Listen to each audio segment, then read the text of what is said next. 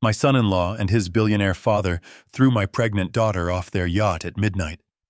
She hit something in the water and was drowning in the cold Atlantic. I screamed for help until my throat bled, but they just laughed and poured another glass of champagne. They looked at me, a 70-year-old man in a flannel shirt, and saw nothing but a helpless victim. They thought they could just sail away and leave her to die in the dark water. But they made a fatal mistake. They didn't know who I really was. They didn't know that before I retired, I was a deep-sea salvage master who spent 40 years recovering things that the ocean tried to swallow. And they definitely didn't know that the man I was about to call on a secure satellite line was the Admiral of the United States Coast Guard. By the time the helicopters swarmed that boat, it was too late for them to beg for mercy. If you are listening to this story right now, take a deep breath. What I am about to tell you is going to make your blood boil. It is a story about betrayal, about how money can turn family into monsters, and about the lengths a father will go to when his child is threatened. If you have ever felt underestimated or invisible, hit that like button and subscribe to the channel. Let me know in the comments what time it is where you are watching from. I need to know there are still decent people out there, because after what I saw last night, I am starting to lose faith in humanity. The sound of her hitting the water is something that will haunt me until the day I die. It wasn't a splash. It was a heavy, sickening thud against the hull, followed by the churn of the ocean. I was down in the lower cabins, the cramped crew quarters where they made me sleep, because Braden said my snoring would disturb the VIP guests on the upper deck. I was awake, staring at the ceiling, worrying about Emily. She had been crying all afternoon. But when I heard that scream, that terrified shriek that was cut short by the waves, my heart stopped. I didn't think about my arthritis. I didn't think about the fact that I am 70 years old and walk with a limp. I moved faster than I have in 20 years.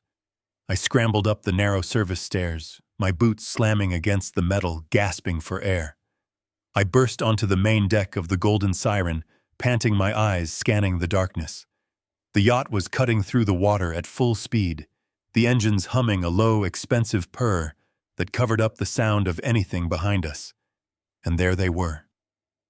Braden, the man who promised to love and cherish my daughter, was leaning against the polished teak railing. He was holding a crystal tumbler of scotch, swirling the ice around as if he was bored. Standing next to him was his father, Preston Cole, a man who owns half of Miami real estate and thinks he owns the other half too. They were both looking back at the wake of the ship, at the white foam churning in the Black Sea. "Where is she?" I roared. The sound tore out of my throat, raw and desperate. "Where is my daughter?" Braden turned around slowly. He didn't look horrified. He didn't look scared. He looked annoyed. He took a sip of his drink and smirked at me. The LED lights from the deck illuminated his face, making him look like a pale, well-dressed ghost. "She slipped, Jerry." Braden said, his voice smooth and calm, like he was explaining a minor accounting error. "She had too much to drink. She leaned over the rail to be sick, and she just went over. A tragic accident." I froze. I felt the blood drain from my face. "My Emily doesn't drink. She is 7 months pregnant. She hasn't touched a drop of alcohol since the day she saw the 2 lines on the test. Liar." I screamed. "Stop the boat. You have to turn around. She is in the water. Turn this damn boat around right now." I ran to the side of the ship, leaning over the rail, staring into the abyss. The ocean was pitch black. The waves were choppy. I couldn't see anything. Just the endless, indifferent dark. "Emily!" I shouted into the wind. "Emily, hold on! Daddy is here!" I turned back to the bridge, intending to run to the captain and force him to cut the engines. But Preston Cole stepped in front of me. He is a big man, soft around the middle, but heavy with eyes like a shark. He blocked my path, putting a hand on my chest. "Relax, old-timer," Preston said. His voice was cold, devoid of any emotion. It is pitch black out there. If she hit the propellers, she was gone before she knew it. No point in wasting fuel to look for a corpse. The words hit me harder than a physical blow. No point. My daughter. My grandchild. They were talking about them like they were lost luggage. I snapped.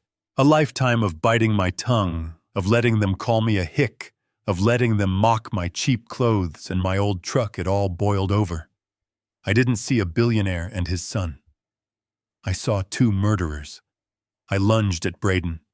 I wanted to wrap my hands around his neck and squeeze until his eyes popped. I wanted to wipe that smug grin off his face forever. I am 70, but my hands are not soft. These are hands that have welded steel underwater at crush depth. These are hands that have pulled survivors out of sunken ferries while the oxygen ran low. I am strong. I grabbed Braden by the lapels of his $3,000 suit and slammed him back against the railing. The Scotch glass flew from his hand and shattered on the deck. "You threw her," I snarled, spitting in his face. "I saw you. You threw her overboard." Braden looked surprised for a second, his eyes widening as he felt the strength in my grip. For a split second, I saw fear, but it didn't last. "Get this lunatic off me," Braden yelled. Suddenly, I felt heavy arms lock around my neck. The two bodyguards men, built like vending machines who had been standing in the shadows, were on me. One of them kicked the back of my knee, and my bad leg buckled. I went down hard, my face hitting the teak deck. They pinned my arms behind my back, twisting them until I felt the rotator cuff tear. I groaned in pain, but I kept kicking, kept fighting. "You can't do this!" I yelled, my face pressed against the wood. "You can't just kill her! She is your wife, Braden. That is your child." Braden straightened his jacket, brushing off invisible dust. He looked down at me with pure disgust. "She was a liability, Jerry," Braden said, leaning down so only I could hear him. "She was asking too many questions about the business. She was going to go to the feds. I couldn't let her ruin everything I have built. Besides, I'm young. I can find another wife, one who knows when to keep her mouth shut." I stared up at him, my vision blurring with rage and tears. He wasn't just evil. He was empty. "Take him below." Preston barked at the guards, checking his gold watch. "Lock him in the storage lazarette. We will deal with him when we get back to port." I struggled as they dragged me up. I tried to dig my heels in, but they were too strong. "You are going to regret this," I shouted, my voice cracking. "You think I am just some old man. You have no idea what you have done." Preston laughed. It was a dry, rattling sound. "I know exactly who you are, Gerald. You are a retired mechanic who lives in a trailer. You are a nobody, and nobody is going to believe a senile, grieving father who claims his son-in-law is a murderer. We have the police chief in our pocket. We have the judges. By tomorrow morning, this will be ruled a suicide. Now get him out of my sight."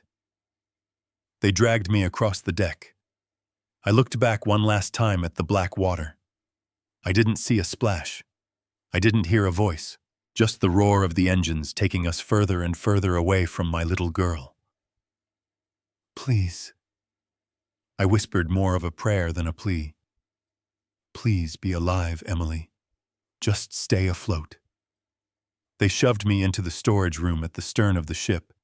It was a small, windowless steel box smelling of diesel and damp rope. They threw me onto the floor, and I heard the heavy click of the deadbolt sliding home from the outside. I lay there in the dark, the vibration of the engine rattling my bones. I could hear their footsteps fading away, going back to their party, back to their champagne, celebrating the murder of my family. My shoulder was throbbing. My heart was breaking. But as I lay there in the blackness, something else started to take over. It wasn't grief, not yet. It was a cold, hard clarity. It was the same feeling I used to get when I was 300 feet down in a diving bell, surrounded by crushing pressure, knowing that one mistake would kill me. Panic is death. Focus is survival. They took my freedom. They took my daughter. But they made one mistake. They didn't search me. They didn't pat down the inside pocket of my flannel shirt. I reached in with trembling fingers and pulled out my old beat-up satellite phone. It was rugged, waterproof, and heavy as a brick. Braden had laughed at it yesterday, calling it a dinosaur. He didn't know it was military-grade encryption. He didn't know who was on the speed dial. I flipped it open. The green screen glowed in the darkness. I dialed the number I hadn't used in 10 years. It rang once, twice. A voice answered. It was gruff, awake, and alert, even though it was 3 in the morning. "This is Admiral Thorne. Identify yourself." I took a breath, forcing my voice to stop shaking. "Mick, it's Jerry." There was a pause. The tone on the other end shifted instantly from commander to brother. "Jerry, what's wrong? You never call this line." "They threw Emily overboard, Mick," I said, the tears finally spilling over. "Braden and his father. They threw her in the water. We are 20 miles off the coast. They are leaving her to die." There was silence on the line for exactly 1 second. Then I heard the sound of a chair being kicked back and alarms starting to wail in the background. "Give me your coordinates," Mick said. His voice was terrifyingly calm. I checked the GPS reading on the phone's small display and read them out. "I have it. We are scrambling everything." "Listen to me, Jerry. Are you safe? I am locked in a storage room. They are heading back to Miami to cover it up." "Sit tight, brother," Mick growled, "and pray for their souls, because God might have mercy on them, but the United States Coast Guard will not." I closed the phone and sat back against the cold steel wall. I wiped the tears from my face. Up on the deck, they were toasting to their victory. But down here in the dark, the war had just begun. The darkness in that storage room was absolute. It was the kind of blackness that presses against your eyeballs, heavy and suffocating. But the smell was worse. It smelled of diesel fumes, stale salt water, and the metallic tang of my own fear. The vibration of the twin engines rumbled through the steel floor, shaking my bones, a constant reminder that with every passing second, we were getting further away from where my daughter hit the water. I was curled up on a pile of wet mooring ropes, my shoulder throbbing with a dull, sickening heat where the bodyguard had twisted it. My wrists were bound tight behind my back with heavy-duty plastic zip ties. The plastic bit into my skin, cutting off the circulation until my fingers felt like frozen sausages. Most men my age would have given up right then. I am 70 years old. My knees ache when it rains. I take pills for my blood pressure. Lying there in the dark, bruised and humiliated, it would have been so easy to just close my eyes and let the despair take over. I could see Emily's face in the dark. I could see her falling. The image played over and over in my mind like a cursed film reel. I saw the terror in her eyes. I saw her hands reaching out for me. I heard the splash that sounded too heavy, too final. But then I remembered the promise I made to her mother on her deathbed. I promised I would keep our little girl safe. And I had failed. The guilt hit me harder than any punch. I was the one who walked her down the aisle. I was the one who shook Braden's hand and welcomed him into the family. I ignored the little red flags because I wanted her to be happy.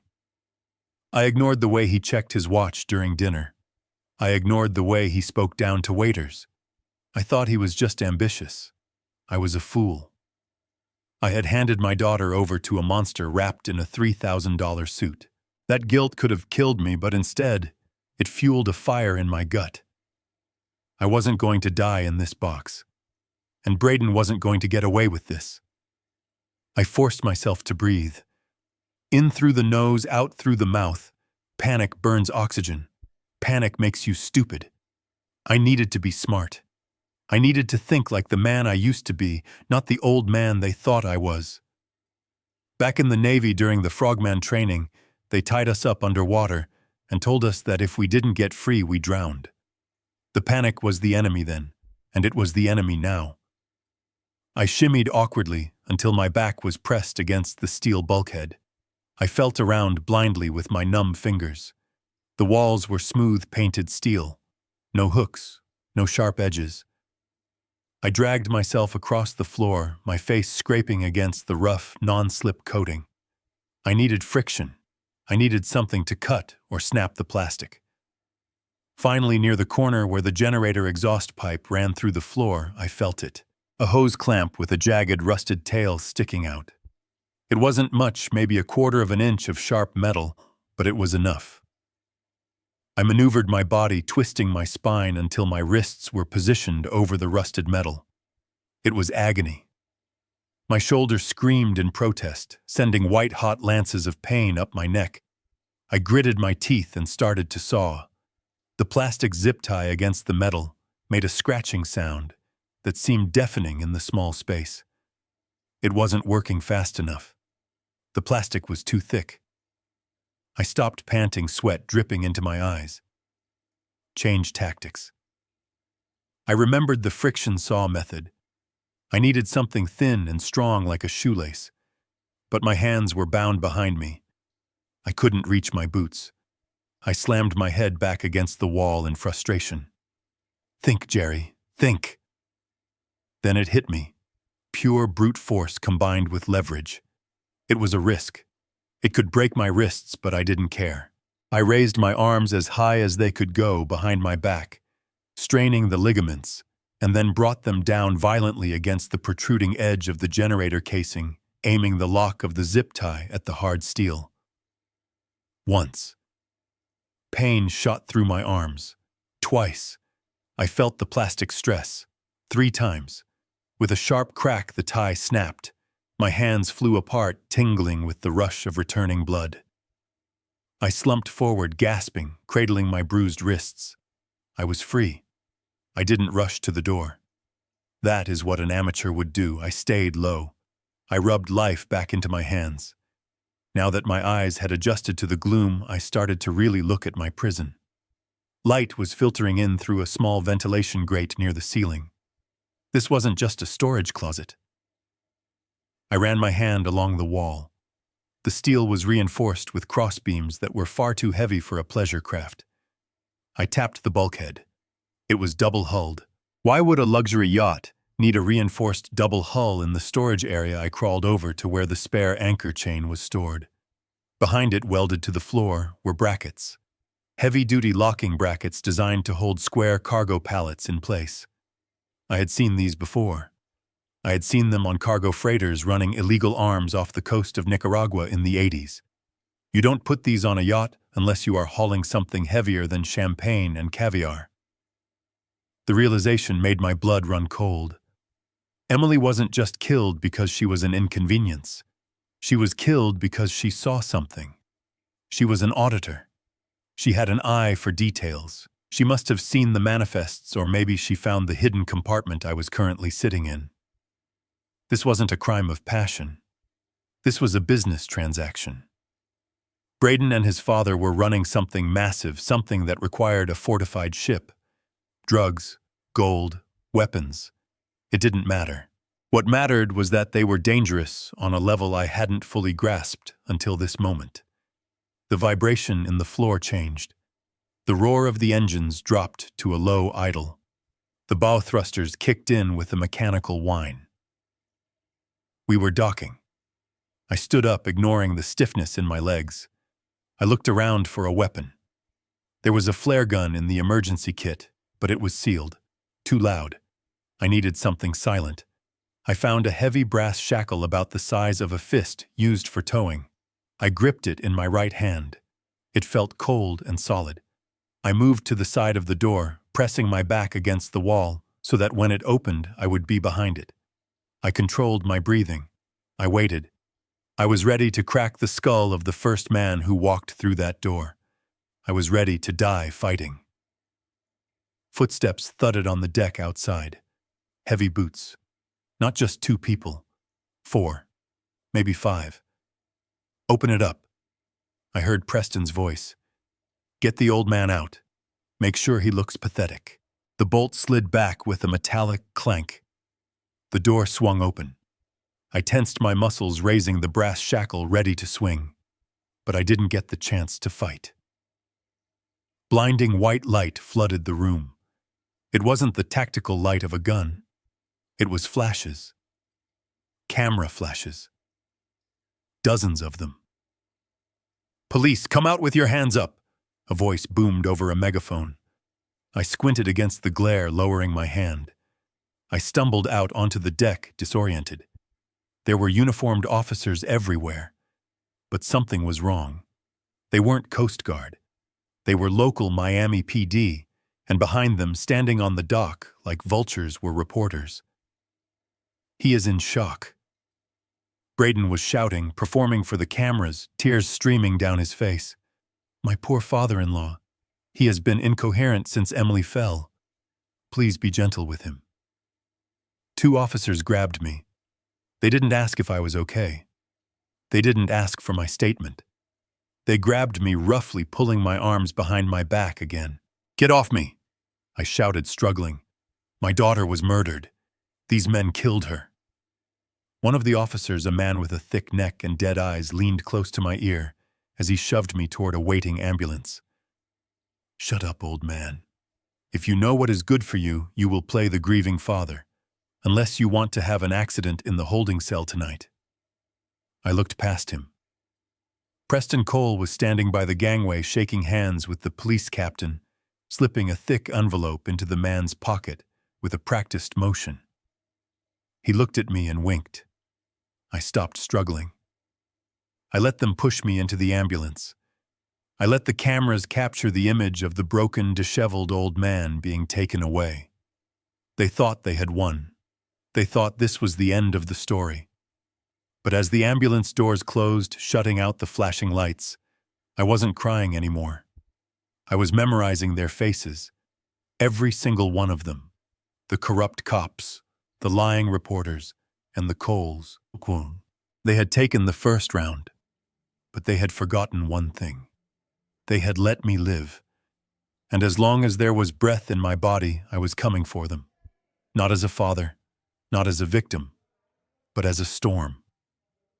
The ambulance siren wailed, but in my head all I could hear was the calm voice of my brother on the satellite phone. God might have mercy on them, but we will not. The ambulance ride was a blur of motion and noise, but it was not a rescue mission. It was a delivery service. They brought me to the St. Jude Private Medical Center, a gleaming glass tower in North Miami that looked more like a 5-star hotel than a hospital. This was where the wealthy came to dry out from their addictions or to have their faces lifted in privacy. It was a fortress of silence and secrets owned, like so many other things in this city, by the shell companies of the Cole family. As they wheeled me through the private entrance, I tried to sit up, tried to shout to the receptionist that I had been kidnapped, but my body refused to obey. The injection they had given me in the ambulance was heavy, a chemical blanket that smothered my motor functions while leaving my mind trapped in a screaming, lucid nightmare. They transferred me onto a bed in a private suite. The room smelled of lavender and expensive cleaning products, a stark contrast to the diesel and salt of the storage room I had just escaped. But make no mistake, this was still a prison. My wrists were strapped to the rails of the bed with padded leather restraints. They called it patient safety. I knew it was containment. A doctor walked in. He was a tall man with silver hair and a smile that didn't reach his eyes. His name tag read, Dr. Sterling. I recognized him. He was the same doctor who had signed off on the false building permits for Preston Cole 3 years ago. He wasn't a healer. He was a fixer in a white coat. He shined a penlight into my eyes, blinding me for a second, then turned to the people standing in the doorway. "It is an acute psychotic break," Dr. Sterling said, his voice smooth and professional.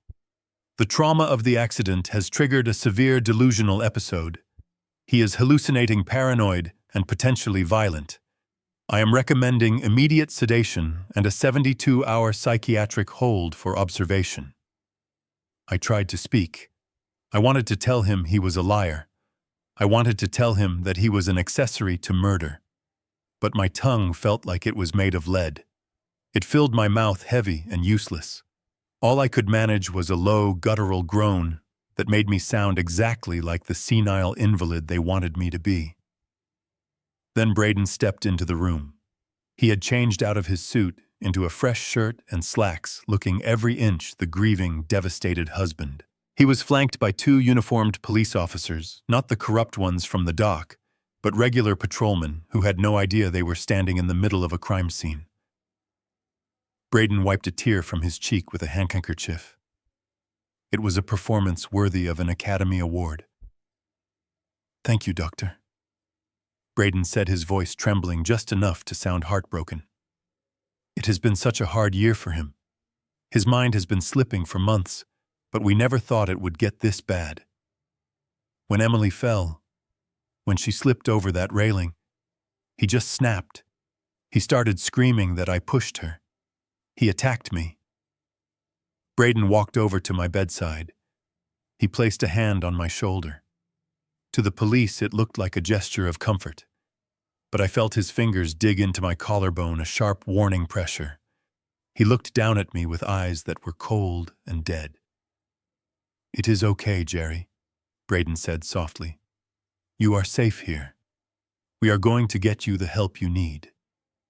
I know you are confused. I know it hurts. But you have to accept that she is gone. It was an accident." I stared up at him, burning with a hatred so pure it felt like it could melt the straps on my wrists. I saw the triumph in his face. He had won.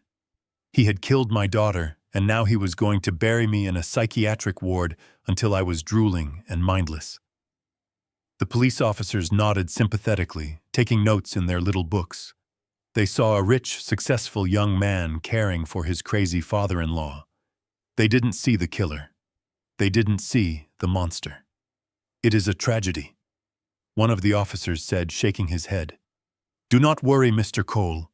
We will file the report as an accidental drowning and a subsequent medical emergency for the father. You focus on your loss. We will handle the paperwork." Braden nodded bravely. "Thank you, officer. I just want to mourn my wife in peace." As the police left the room, the atmosphere changed instantly. The grieving husband mask dropped. Braden straightened up, dusting off his hands, as if he had touched something filthy. He turned to the corner of the room where Preston Cole was standing. I hadn't noticed him at first. He was in the shadows, leaning against the wall, tapping away on his smartphone. He hadn't even looked up during the entire charade.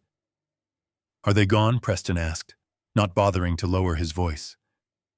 "They are gone," Braden replied, grabbing a bottle of water from the bedside table and taking a long swig. "The old man is secured. Sterling says the drugs will keep him scrambled for at least 2 days. By then the insurance claim will be processed." Preston finally looked up. He walked over to the window, looking out at the Miami skyline. He held his phone to his ear.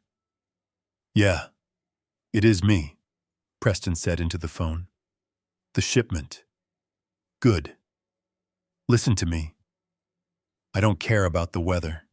Move the cargo from the yacht to the warehouse tonight. The Coast Guard is going to be busy running a search and rescue operation for a body they are never going to find.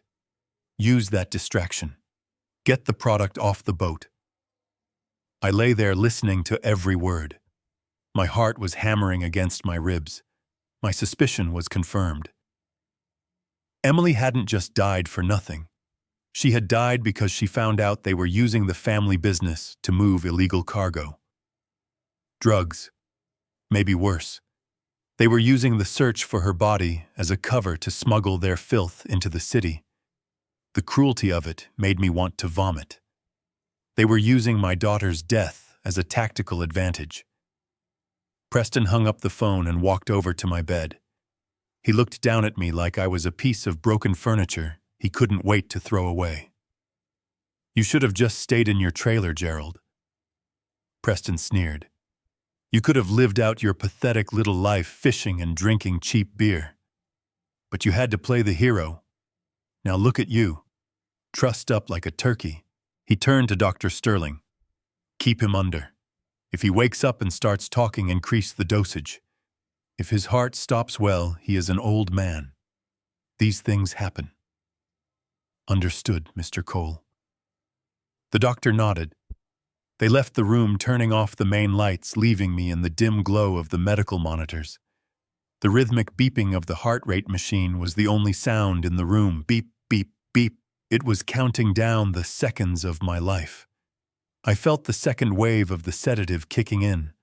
My eyelids felt like they weighed 100 pounds. The darkness was pulling me down, dragging me into a deep black hole where I wouldn't have to feel the pain anymore. I fought it. I tried to think of Emily. I tried to think of Mick. But the chemistry was too strong. I drifted into a restless, nightmare-filled sleep.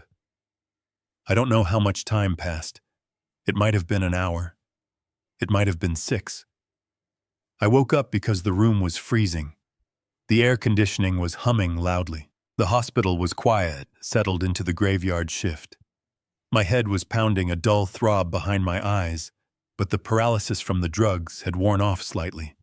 I could wiggle my fingers. I could turn my head on the pillow. The door to my room was slightly ajar. I could see the light from the hallway spilling in, cutting a yellow wedge across the floor. 2 nurses were standing just outside the door near the nurses' station. They were whispering, probably thinking I was comatose. Their voices carried through the silence, hushed and urgent. "I can't believe it," one nurse said. "It is a miracle she survived that long in the water."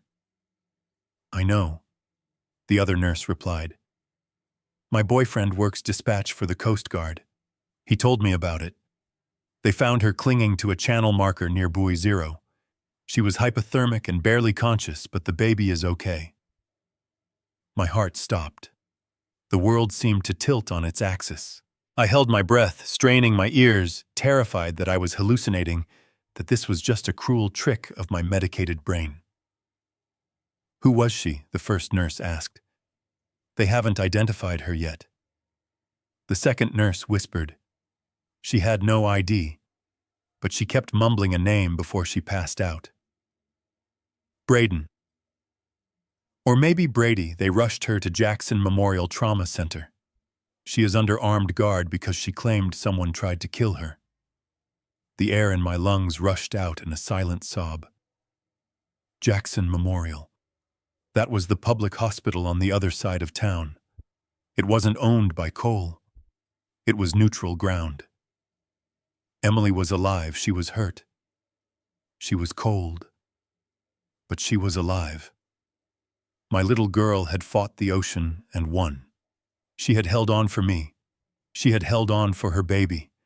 A surge of adrenaline, sharper and more powerful than any drug they could pump into my veins, flooded my system. The fog in my brain vanished. The despair evaporated. I looked at the leather straps holding my wrists. They looked strong, but they were made by men. And men make mistakes. Preston Cole thought I was a tragedy. Braden thought I was a victim. But as I lay there in the dark, listening to the beep of the monitor speed up, I realized they were both wrong. I wasn't a victim. I was a father with a second chance. And God help anyone who stood between me and that door. My eyes snapped open wide and focused in the darkness. The hunt was on. The silence in the room was heavy, broken only by the rhythmic snore of the guard sitting by the door.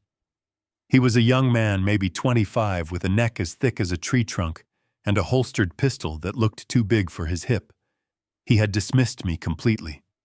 To him, I was just a sedated geriatric patient, a harmless old man strapped to a bed lost in a chemical fog. He didn't know that the adrenaline coursing through my veins had burned through the last of the sedative 10 minutes ago. He didn't know that my eyes were closed not because I was sleeping, but because I was calculating. I waited until he shifted in his chair, pulling out his phone to scroll through social media. The blue light illuminated his bored face. That was my window. I didn't have much time before the nurse came back for her rounds. I looked at the IV line running into the back of my hand. It was taped down, but the plastic tubing was strong. It was industrial grade. In the Navy, we used to say you could strangle a shark with a fishing line if you had enough leverage. This would have to do. I ripped the needle out of my vein. A spurt of warm blood hit the sheets, but I didn't flinch. I wrapped the slack of the tubing around my right hand, creating a garrote. I took a silent breath, filling my old lungs with the sterile hospital air. I made a groaning noise, thrashing my legs against the mattress. The guard looked up, annoyed. "Hey, keep it down, old-timer," he grumbled, standing up and walking over to the bed. He leaned over me, reaching for the call button. That was his mistake. He came into my range. I didn't hesitate. I sat up, ignoring the scream of protest from my stiff lower back, and whipped the plastic tubing around his neck. I pulled tight, hard. The guard's eyes bulged. He reached back, clawing at my face, his fingernails digging into my cheek. He was strong, much stronger than me. But he was panicking. I wasn't. I locked my arms, burying my head into his back to protect my face, and squeezed with every ounce of strength I had left in my 70-year-old body. "Go to sleep," I whispered through gritted teeth. "Just go to sleep." We struggled for what felt like an eternity. He slammed me back against the headboard. My vision blurred. My arthritic knuckles felt like they were shattering under the tension. But I didn't let go. I thought of Emily in that cold water. I thought of Braden laughing. The rage gave me the strength of 10 men. Finally, his struggles weakened. His arms dropped. He went limp, collapsing onto the bed beside me. I unraveled the tube, gasping for air, my heart hammering against my ribs like a trapped bird. I checked his pulse. Strong and steady. He was just out. Good. I wasn't a murderer, not yet. I took his radio and turned it off. I took his access card, but I couldn't walk out the front door. There were cameras everywhere, and the nurse's station was right outside. I looked up. Above the bathroom door was a ventilation grate. It was small, maybe 2 feet wide, secured by 4 Phillips head screws. I grabbed a butter knife from the dinner tray they had left earlier. It wasn't a screwdriver, but the tip fit the screws. I dragged the heavy guest chair into the bathroom and climbed up. My knees popped loudly, a sharp reminder that I wasn't 20 anymore. I worked the screws loose, sweat stinging my eyes. The grate came free with a clang that sounded like a gunshot in the quiet room. I froze, waiting for shouting. Nothing happened. I pulled myself up into the dark, dusty throat of the building. It was a tight squeeze. For a moment, the claustrophobia hit me. It smelled of dry dust and recycled air, a smell that transported me instantly back to 1978, to the torpedo tubes of the USS Memphis. I had spent 20 years crawling through spaces tighter than this to fix hydraulic leaks, while thousands of feet underwater. This was nothing.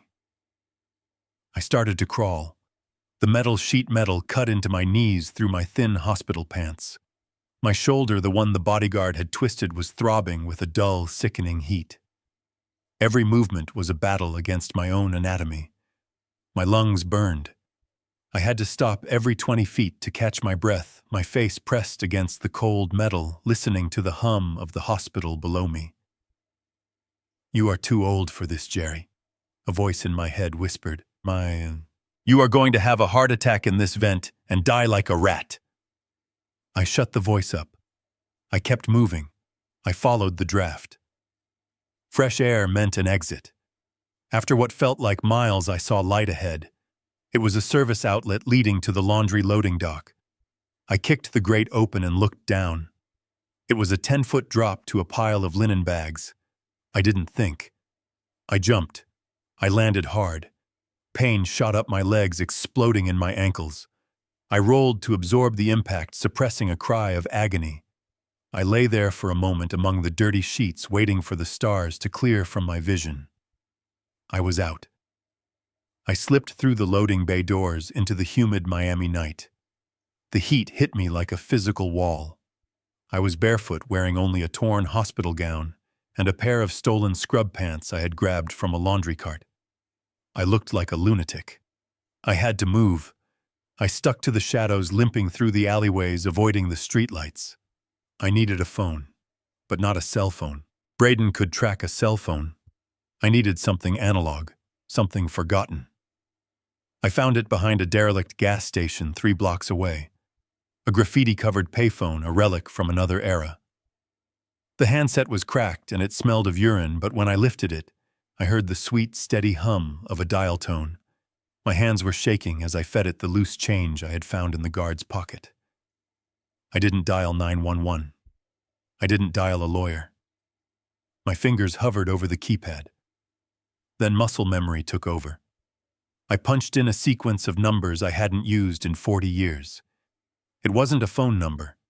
It was a routing code.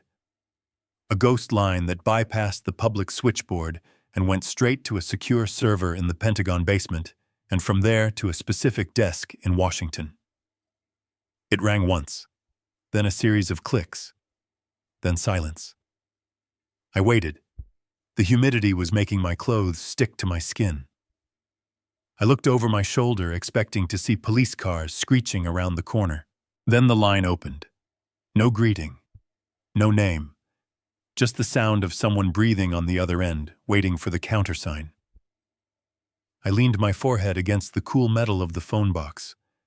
My voice was raspy, broken by smoke and exhaustion. Echo, Sierra. 4, Niner.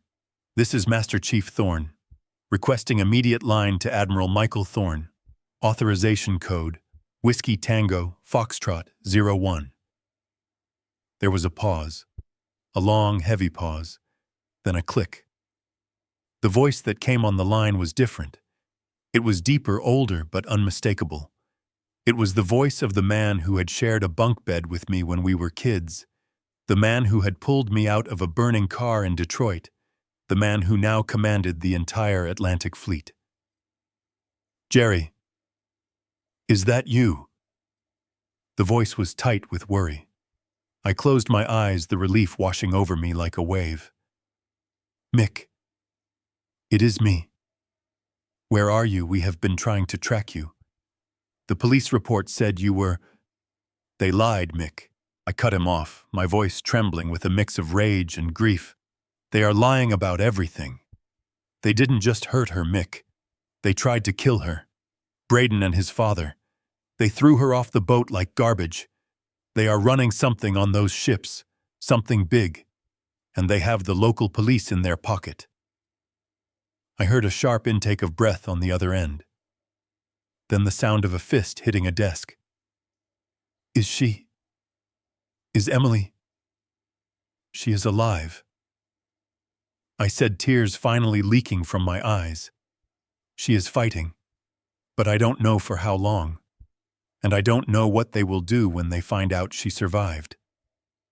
I am out, Mick. I escaped. But I can't do this alone. I have a wrench and a bad knee. They have an army. The silence on the line was charged with electricity. I could hear the background noise of a command center phones ringing, voices murmuring. Then Mick's voice came back, and this time it wasn't my brother speaking. It was the Admiral. It was a voice of cold, hard steel. Jerry, listen to me carefully. Get to the safe house at the old marina. Do not stop. Do not talk to anyone. I am mobilizing the unit. I gripped the phone tighter. What are we going to do, Mick? There was a pause, and then he said the words I had been waiting to hear. The words that meant the end of the world for the Cole family. Activate Protocol Storm. I hung up the phone. The line went dead. I looked down at my trembling hands. They were covered in grease and dried blood. But they weren't shaking from fear anymore. They were shaking with anticipation. Protocol Storm.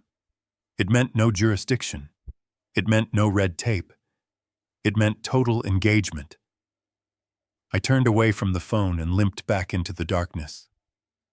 The old man who went into the hospital was gone. The Master Chief was back, and he was going to war. The black SUV that picked me up didn't have license plates. It didn't have police markings. It just materialized out of the humid Miami darkness, like a shadow detached from the night. The back door swung open, and a hand reached out to pull me inside. I didn't resist. The man inside was wearing tactical gear, his face obscured by a balaclava, but the way he nodded at me told me everything I needed to know. These were Mick's people. This was the Ghost Squadron, the elite interdiction unit that didn't technically exist on any budget report. We drove in silence. No sirens. No speeding.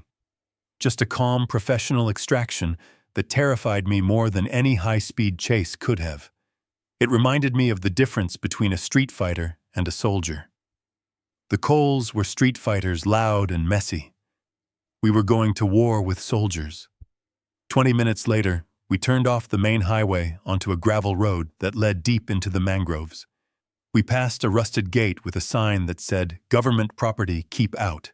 This was the graveyard, a decommissioned naval listening post from the Cold War era that my brother had quietly repurposed for off-book operations. The car stopped in front of a concrete bunker. The door opened and the humidity was instantly replaced by the blast of industrial air conditioning. I stepped out my bare feet, slapping against the cold concrete floor. And there he was. Standing under the harsh buzz of halogen lights was Admiral Michael Thorne. He looked older than the last time I saw him. The lines around his eyes were deeper, and his hair was fully gray, cut high and tight. But he still stood with that ramrod straight posture that made him look like he was carved out of granite. He wasn't wearing his dress whites. He was wearing field fatigues, his sleeves rolled up, revealing scars that matched my own. He didn't salute. He didn't speak. He crossed the distance between us in 2 strides and pulled me into a hug that knocked the wind out of me. It wasn't a gentle hug. It was a desperate, bone-crushing grip of a man who thought he had lost his only family. I felt his shoulders shaking. I felt the wetness on my neck. "I got you, Jerry," Mick whispered, his voice thick with emotion. "I got you." He pulled back, gripping my shoulders, looking me up and down. His eyes narrowed when he saw the bruises on my face, the raw skin on my wrists where the zip ties had been, and the blood from the IV line on my hand. The sadness in his eyes vanished, replaced by a cold, predatory fury. "Medic," Mick barked without looking away from me. "Get him cleaned up, and get me a briefing on the target package." "I am fine, Mick," I said, though my voice sounded weak, even to my own ears. "Take me to her." "Where is Emily?" Mick nodded slowly. He led me down a long, sterile hallway. We stopped at a heavy steel door. He swiped a keycard, and the door hissed open. Inside it looked like a frantic ICU room. Monitors were beeping rhythmically. A ventilator was hissing. And there, in the center of it all, looking so small and fragile in the hospital bed, was my daughter. My knees finally gave out. Mick caught me before I hit the floor and helped me to the chair beside her bed. I reached out and took her hand. It was cold. Her face was pale, covered in scratches from the coral or debris she had hit in the water. But her chest was rising and falling. She was breathing. The doctor, a woman in navy scrubs, stepped forward quietly. "She is stable, Mr. Thorne. She has severe hypothermia and water in her lungs, but the baby is showing a strong heartbeat. She is a fighter." I brought her hand to my lips and kissed her knuckles. I wanted to weep, but the rage was drying up my tears. I looked up at Mick. "We have to end them," I said. Mick nodded, his jaw set. "We are already moving. I have a tactical team spinning up. I can have boots on the ground at the Cole estate in 40 minutes. We will kick down the doors. We will drag Braden and his father out in cuffs. I will have them in a black site holding cell before the sun comes up. They will never see the light of day again." I looked at my brother. I saw the righteous anger of a military man. He wanted justice. He wanted to follow the rules of engagement. "No," I said. Mick looked surprised. "What do you mean, no? They tried to kill her, Jerry." "If you arrest them tonight, what happens?" I asked, my voice steady. "They call their lawyers. They make bail by noon. They claim police harassment. They destroy the evidence. They have politicians in their pockets, Mick. You know how this works. You arrest the men, but the machine keeps running, and they will come after us again. I stood up, ignoring the pain in my legs. I walked over to the window of the bunker, looking out at the darkness. I don't want to arrest them. I want to destroy them. I want to take away their money, their reputation, their freedom, and their future. I want them to lose everything before they lose their liberty. Suddenly, a low groan came from the bed. We both spun around. Emily was stirring. Her eyelids fluttered. She let out a small, pained whimper. "Em," I whispered, leaning close. "It is Daddy. I am here." Her eyes opened. They were glassy and unfocused, swimming with confusion.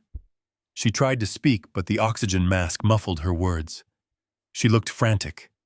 Her hand, the one I wasn't holding, was clawing at her other wrist. She was pointing at something. "She wants her watch," the doctor said. "We had to remove it to put in the IV line.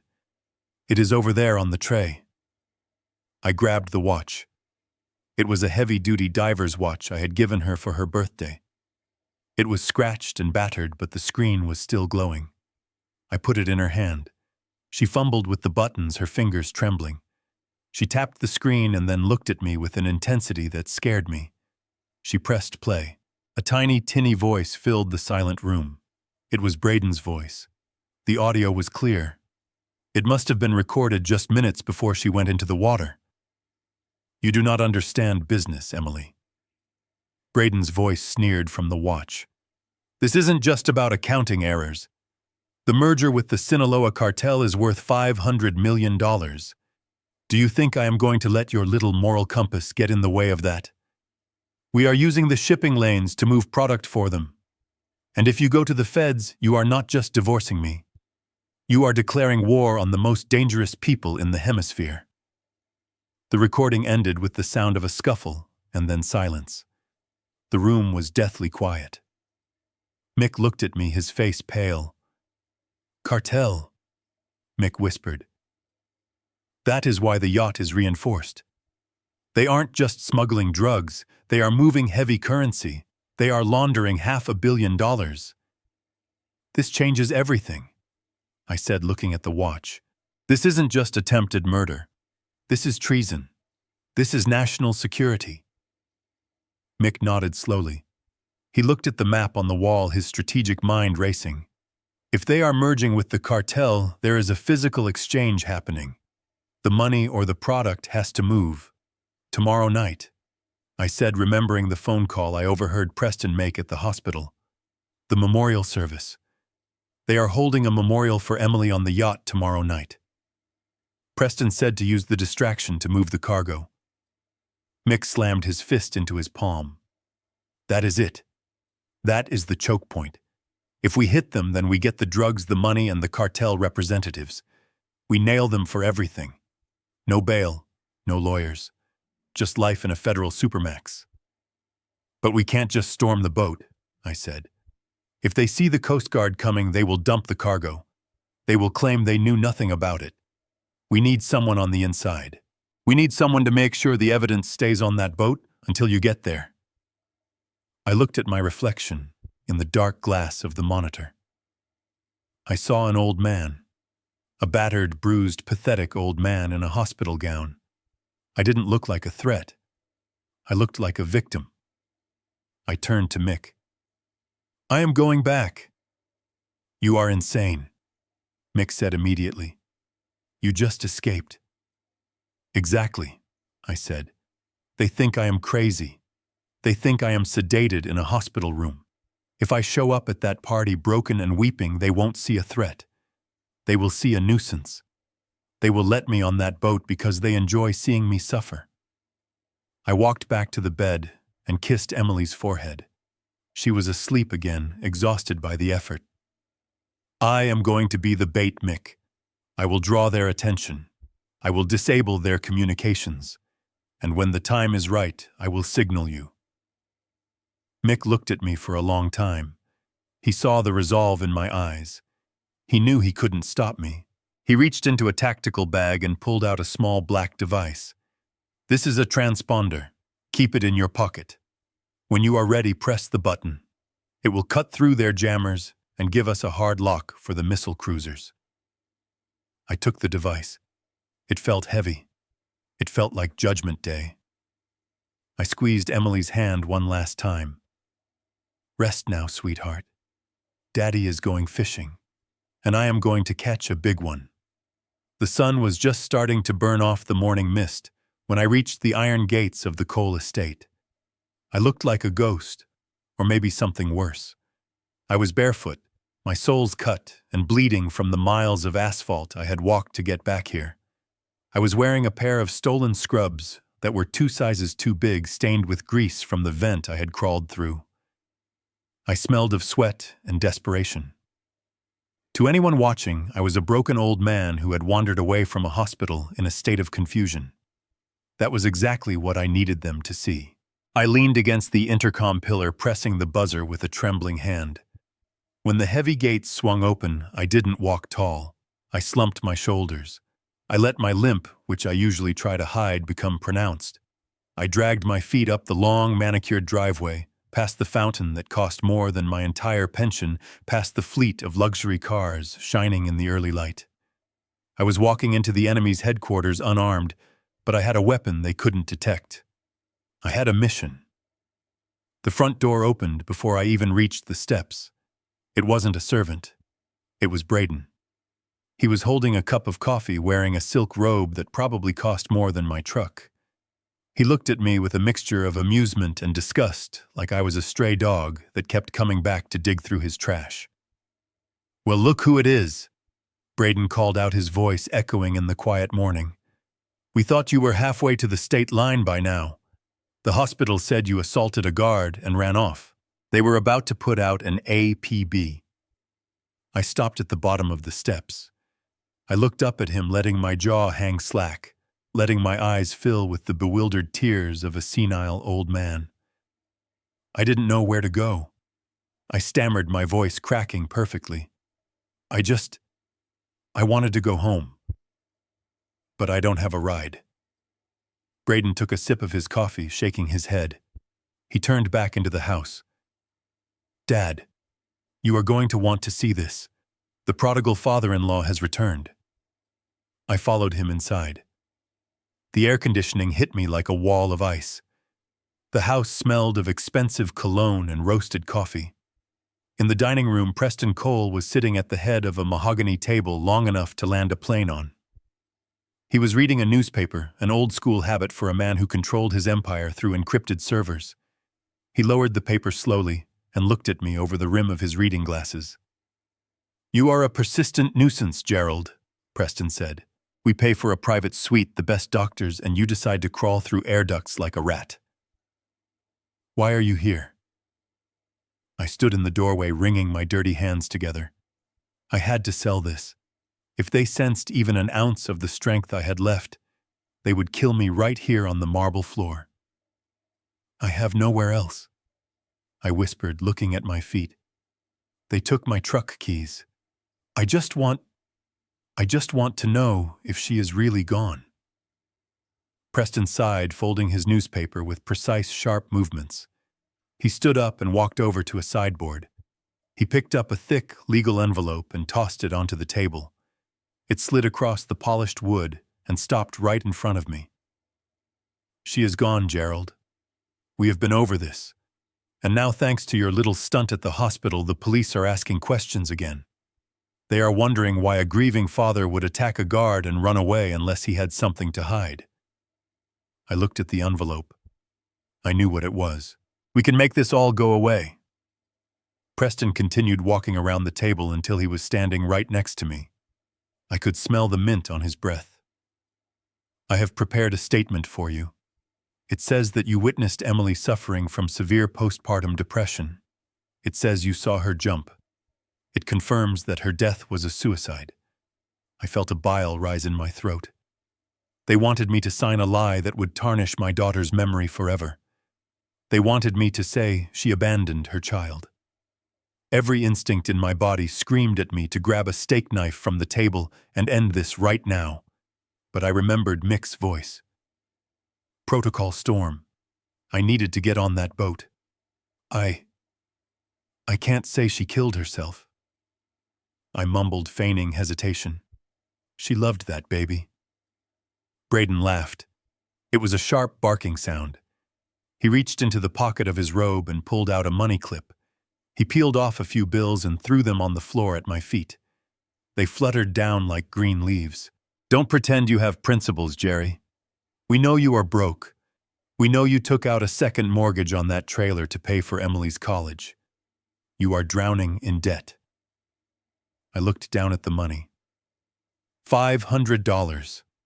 It was an insult. It was a test.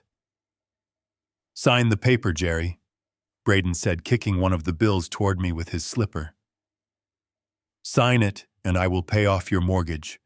I will give you enough cash to disappear to some fishing village in Mexico where nobody knows your name. Or you can refuse, and I will have the police pick you up for assault, and you will die in a prison cell while we bury Emily without you.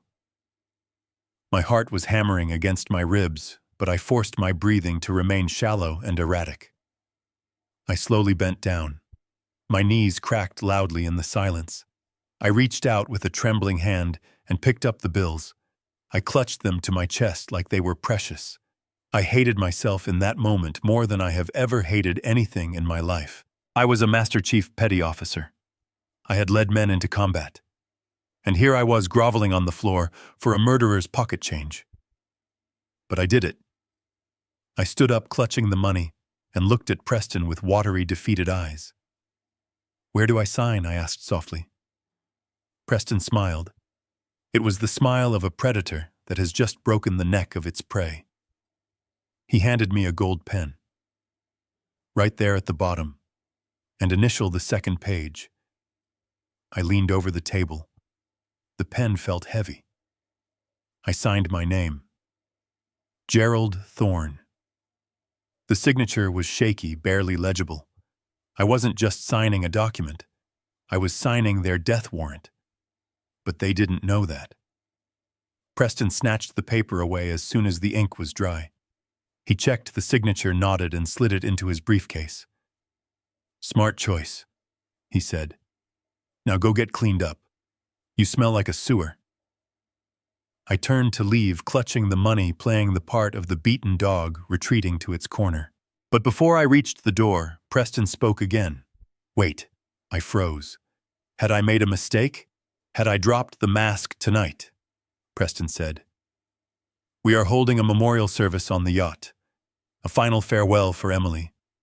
There will be some very important business partners there. People who need to see that this family is united in grief. He walked over to me and brushed a speck of dirt off my shoulder. I want you there, Gerald. I want you to sit in the front row. I want you to cry. I want you to tell everyone how much Emily was struggling. If you do a good job, if you convince them, there will be another envelope waiting for you. A much thicker one. He wanted me to be a prop. He wanted to use my grief as a shield to distract his cartel partners while they loaded their blood money. It was the perfect cover. Who would suspect a drug deal was going down during a funeral service with a weeping father in the front row?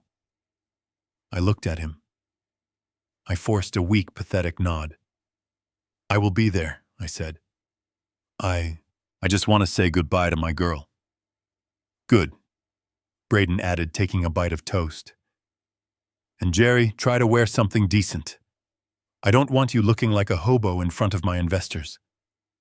I walked out of that house without looking back. I limped down the driveway, clutching the $500 in my hand. As soon as I was out of sight of the cameras, my posture changed. The limp vanished. The trembling stopped. I looked at the money in my hand. It was enough to buy the supplies I needed. I wasn't going to buy a suit. I was going to buy duct tape, wire cutters, and a bag of heavy-duty zip ties. They invited the victim to the party. They had no idea they had just sent a VIP invitation to the executioner. I walked toward the main road, the morning sun hitting my face. The game was set. Tonight, the Golden Siren would set sail one last time, and I would be the captain of that voyage to hell. The rendezvous point was a rusted corrugated metal hangar at the far end of the commercial shipyard. This wasn't the polished marina where Braden docked his yacht. This was the boneyard, the place where old trawlers came to die, and where the Coast Guard stored seized vessels that no longer had owners. It smelled of diesel, dead fish, and secrets. I slipped through a side door that had been left unlocked, stepping out of the blinding Miami sun and into the cool, shadowed interior. Mick was already there. He was standing over a folding tactical table illuminated by a single hanging work light. He had traded his dress uniform for black tactical cargo pants and a tight-fitting gray shirt. On the table in front of him lay an arsenal that looked small but deadly. There were wires, black boxes with blinking lights, and schematics of the Golden Siren spread out like a battle map. He looked up as I approached. His face was hard-etched with the kind of worry that only a younger brother can have for an older one. He looked at my oversized, grease-stained scrubs and the way I was favoring my left leg. He shook his head slowly. "You look like hell, Jerry," Mick said, his voice echoing in the vast, empty space. "You are barely standing. The medic said your blood pressure is through the roof.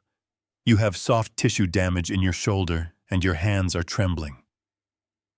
I walked up to the table, ignoring the pain that shot through my knee with every step. I looked down at the equipment. "I will sleep when they are in handcuffs, Mick," I said, picking up a small, coin-sized device.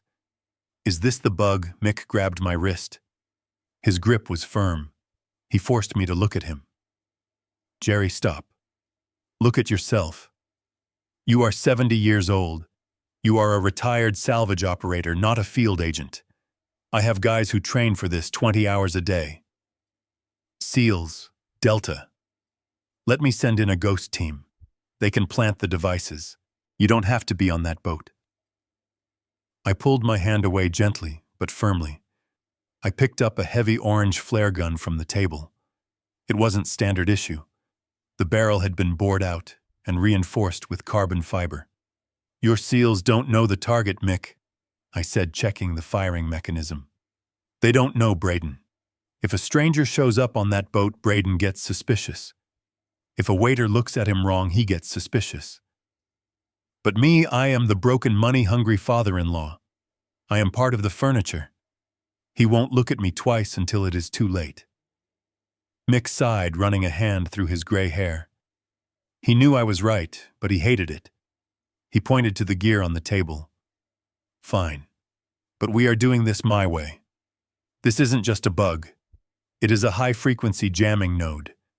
You need to plant it in the bridge near the satellite comms array. Once you activate it, their encrypted line to the cartel goes dead. They will be blind and deaf. "And this?" I asked, holding up a black box the size of a cigarette pack. "That is a localized GPS spoofer," Mick explained. "When you turn that on, it broadcasts a false signal. The ship's navigation system will think it is 10 miles north of its actual position. It will confuse them. It will make them think they are in international waters when they are actually drifting right into our ambush zone." I nodded. Simple. Effective. "And the gun?" I asked, weighing the modified flare launcher in my hand. Mick hesitated. "That is for emergency extraction only, Jerry. It is loaded with a magnesium phosphorus round. It burns at 4,000 degrees. It will melt through an engine block or a steel door. But you only have one shot. If you fire that, every gunman on the ship will know exactly where you are." I looked at the weapon. It felt familiar. It felt like the tools I used to use deep underwater to cut through tangled wreckage. Mick watched me handle the gun. He still looked doubtful. "Jerry, seriously. Your hands. You have arthritis. You can barely hold a coffee cup without shaking. If you have to reload or fix a jam in the dark..." I didn't let him finish. I set the gun down. I looked him in the eye. "Do you remember the Titanic job in '96, I asked. Mick blinked. "Yeah. You were the lead on the hull integrity team. I spent 6 months studying that wreck, Mick." I wasn't just looking at rust. I was looking at how steel behaves under extreme pressure. I learned that every ship, no matter how big, no matter how expensive, is just a bubble of air trying to survive in a hostile environment. I know where the stress points are. I know how the ventilation ducts snake through the bulkheads. I know that if you turn a valve 3 degrees to the left in the engine room, you can starve the starboard generator without triggering a single alarm. I picked up the flare gun again. Without looking down purely by feel, I stripped it. I popped the breech, removed the firing pin, checked the spring tension, and reassembled it. I did it in 6 seconds. My hands didn't shake. The arthritis didn't matter.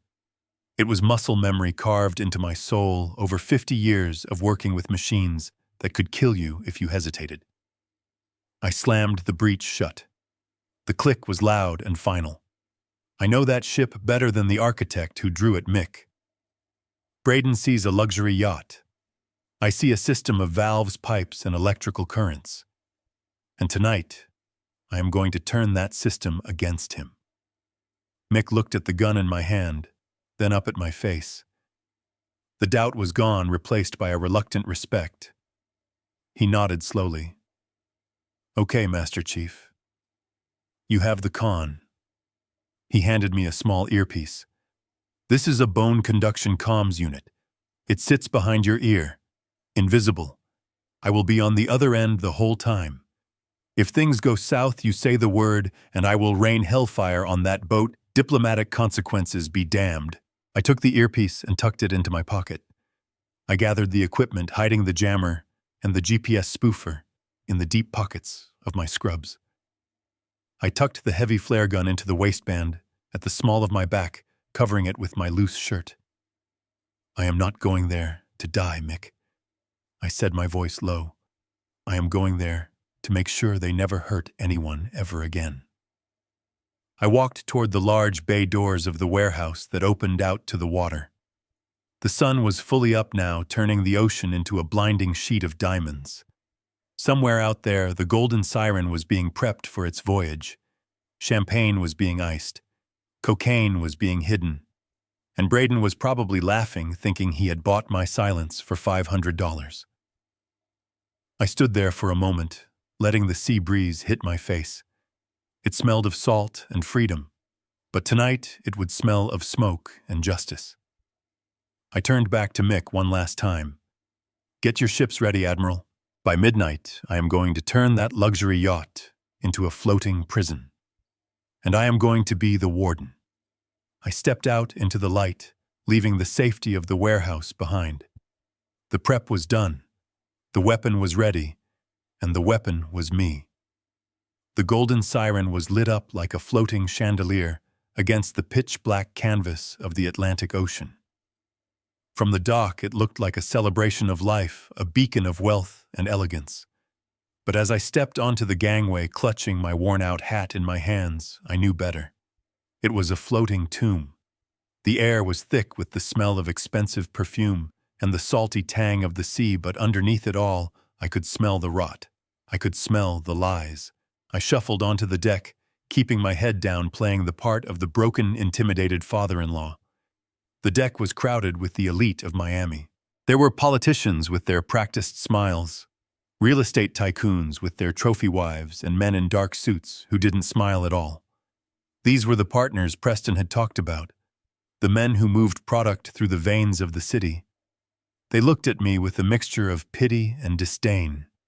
To them, I was just a grim decoration, a necessary prop to sell the narrative of a tragic accident. I took a glass of water from a passing waiter, who looked through me as if I were invisible. I found a corner near the stern, away from the jazz quartet, playing soft, inoffensive music. I watched them. I watched Preston holding court near the bar, shaking hands, laughing a little too loudly. I watched the way the businessmen nodded at him, tapping their noses, signaling that the deal was moving forward. They were celebrating a merger, and my daughter's death was just the ribbon-cutting ceremony. Then I saw Braden. He was standing near the bow under the soft glow of the mood lighting. He wasn't mourning. He wasn't crying. He was holding court with a blonde woman who couldn't have been older than 22. She was wearing a red dress that was entirely inappropriate for a memorial service, and she was laughing at something he whispered in her ear. Braden's hand was resting on the small of her back, his fingers tracing circles on the fabric. My stomach churned. It had been less than 48 hours since he threw his pregnant wife into the ocean, and he had already replaced her. He caught my eye across the deck. For a second, his smile faltered. He whispered something to the girl, patted her arm, and walked over to me. He didn't look guilty. He looked annoyed. "Glad you could make it, Jerry." He said, his voice low so the guests wouldn't hear. "Try to look a little less like a corpse, will you? You are bringing down the vibe. These people are investors. I need them happy." I looked at him, letting my lower lip tremble. I summoned every ounce of acting ability I had. "I just miss her, Braden," I stammered. "Who is the girl?" Braden rolled his eyes. "That is my assistant. She is helping me through this difficult time. Don't read into it. Just drink your water, nod at the guests, and remember the envelope waiting for you." He patted my shoulder, a gesture that looked affectionate to the onlookers, but felt like a slap. He turned back to his party, back to the woman in the red dress, leaving me alone in the shadows. The rage inside me was a cold, hard knot. It was no longer a fire. It was a block of ice. I checked my watch. It was time. The ship had left the harbor 30 minutes ago. We were entering the channel, moving toward the open water where the transfer would happen. I needed to move. I waited until the band started a new song, something upbeat that drew the crowd toward the center of the deck. I hunched my shoulders and limped toward the crew access door near the galley. A waiter stepped in my path. "Guest restrooms are that way, sir," he said, pointing toward the main salon. I looked at him with watery, desperate eyes. "Please, son," I whispered. "I'm not feeling well. My stomach. I just need to find the nearest head. I think I'm going to be sick." The waiter looked at my pale face and the sweat on my forehead. He didn't want a senile old man vomiting on his polished shoes. He stepped aside, looking disgusted. "Down the hall, first door on the left. But be quick. Guests aren't supposed to be down here." I nodded gratefully and stumbled past him. As soon as I turned the corner and the heavy steel door clicked shut behind me, the act dropped. I straightened up. The limp vanished. I wasn't Jerry the victim anymore. I was Master Chief Thorne. I moved silently down the narrow corridor.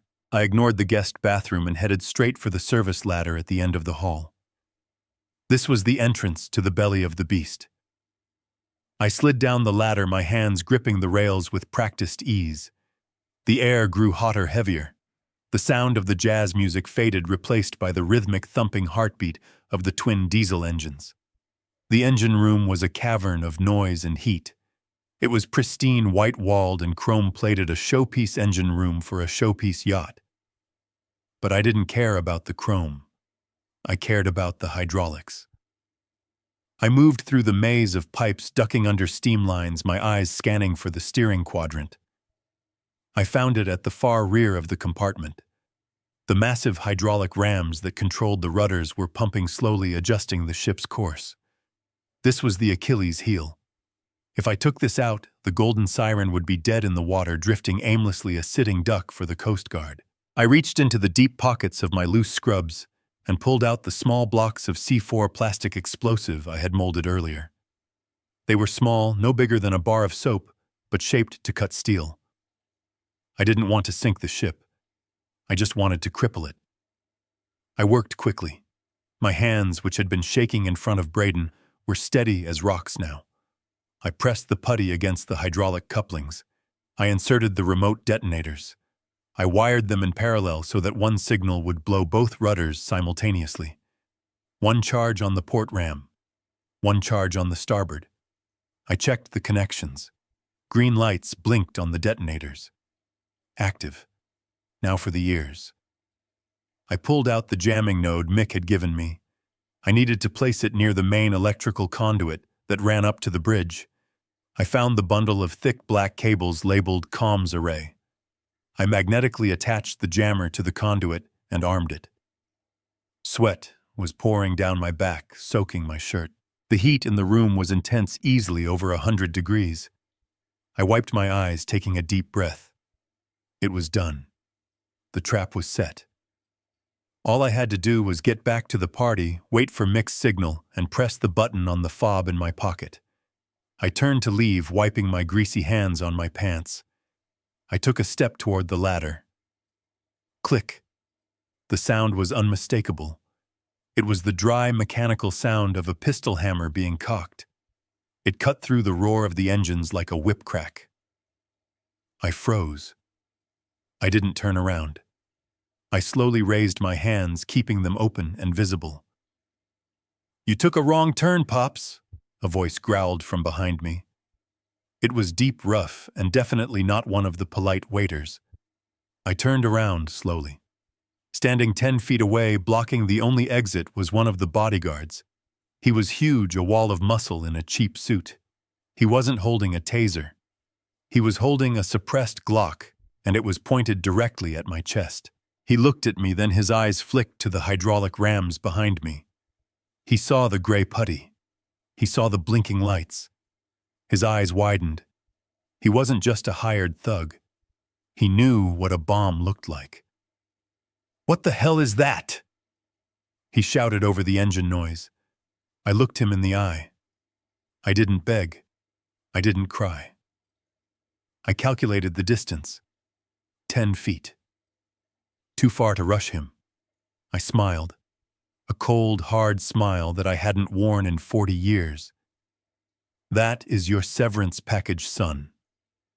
The guard didn't hesitate. He tightened his finger on the trigger. "Don't move," he yelled. But I was already moving. Not toward him, but toward the fire suppression valve on the wall next to me. It was a gamble, a suicide move, but it was the only card I had left to play. I did not wait for the bullet. I did not wait for him to realize that shooting a firearm inside a high-pressure engine room was a death sentence for all of us. My hand was already on the red wheel of the emergency steam release valve. It was hot to the touch, vibrating with the lethal energy trapped inside the pipes. I gripped it with both hands and wrenched it counterclockwise with a guttural roar. The seal broke with a shriek that sounded like a banshee. A jet of superheated steam, invisible at first, and then turning into a scalding white cloud, blasted out of the pipe directly into the space between me and the gunman. He screamed. It was a sound of pure panic and pain as the boiling vapor hit his face and hands. The gun went off, a deafening crack in the enclosed steel box, but the shot went wild, sparking harmlessly off the overhead gantry. He staggered back, dropping the weapon, clawing at his eyes. I didn't hesitate. I didn't feel pity. In that moment, I wasn't a grandfather. I was a combatant. I lunged through the edge of the steam cloud, the heat searing my skin, and swung the heavy brass shackle I was still clutching in my right hand. It connected with his kneecap with a sickening crunch. The guard folded like a cheap lawn chair, hitting the metal grating with a heavy thud. I was on him before he could draw a breath to scream again. I kicked the gun away, sending it skittering under the main generator. I grabbed him by the lapels of his expensive suit and slammed his head back against the floor plates. One time. Hard. His eyes rolled back in his head, and he went limp. I stood up, gasping for air. My heart was hammering a frantic rhythm against my ribs. My bad leg was trembling uncontrollably. I wiped the sweat and condensation from my eyes. I had won the fight, but I had lost the element of surprise.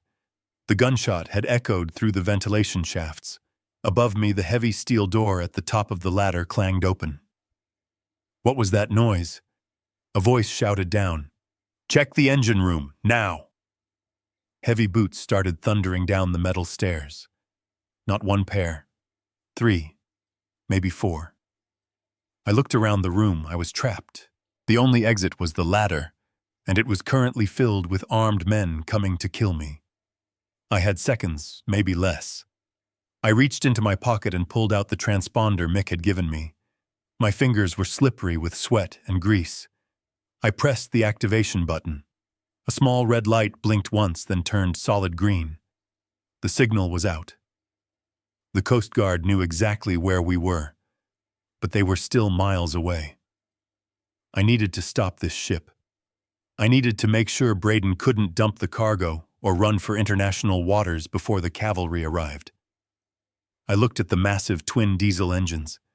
They were roaring monsters, 2,000 horsepower each, driving the yacht through the water at 30 knots.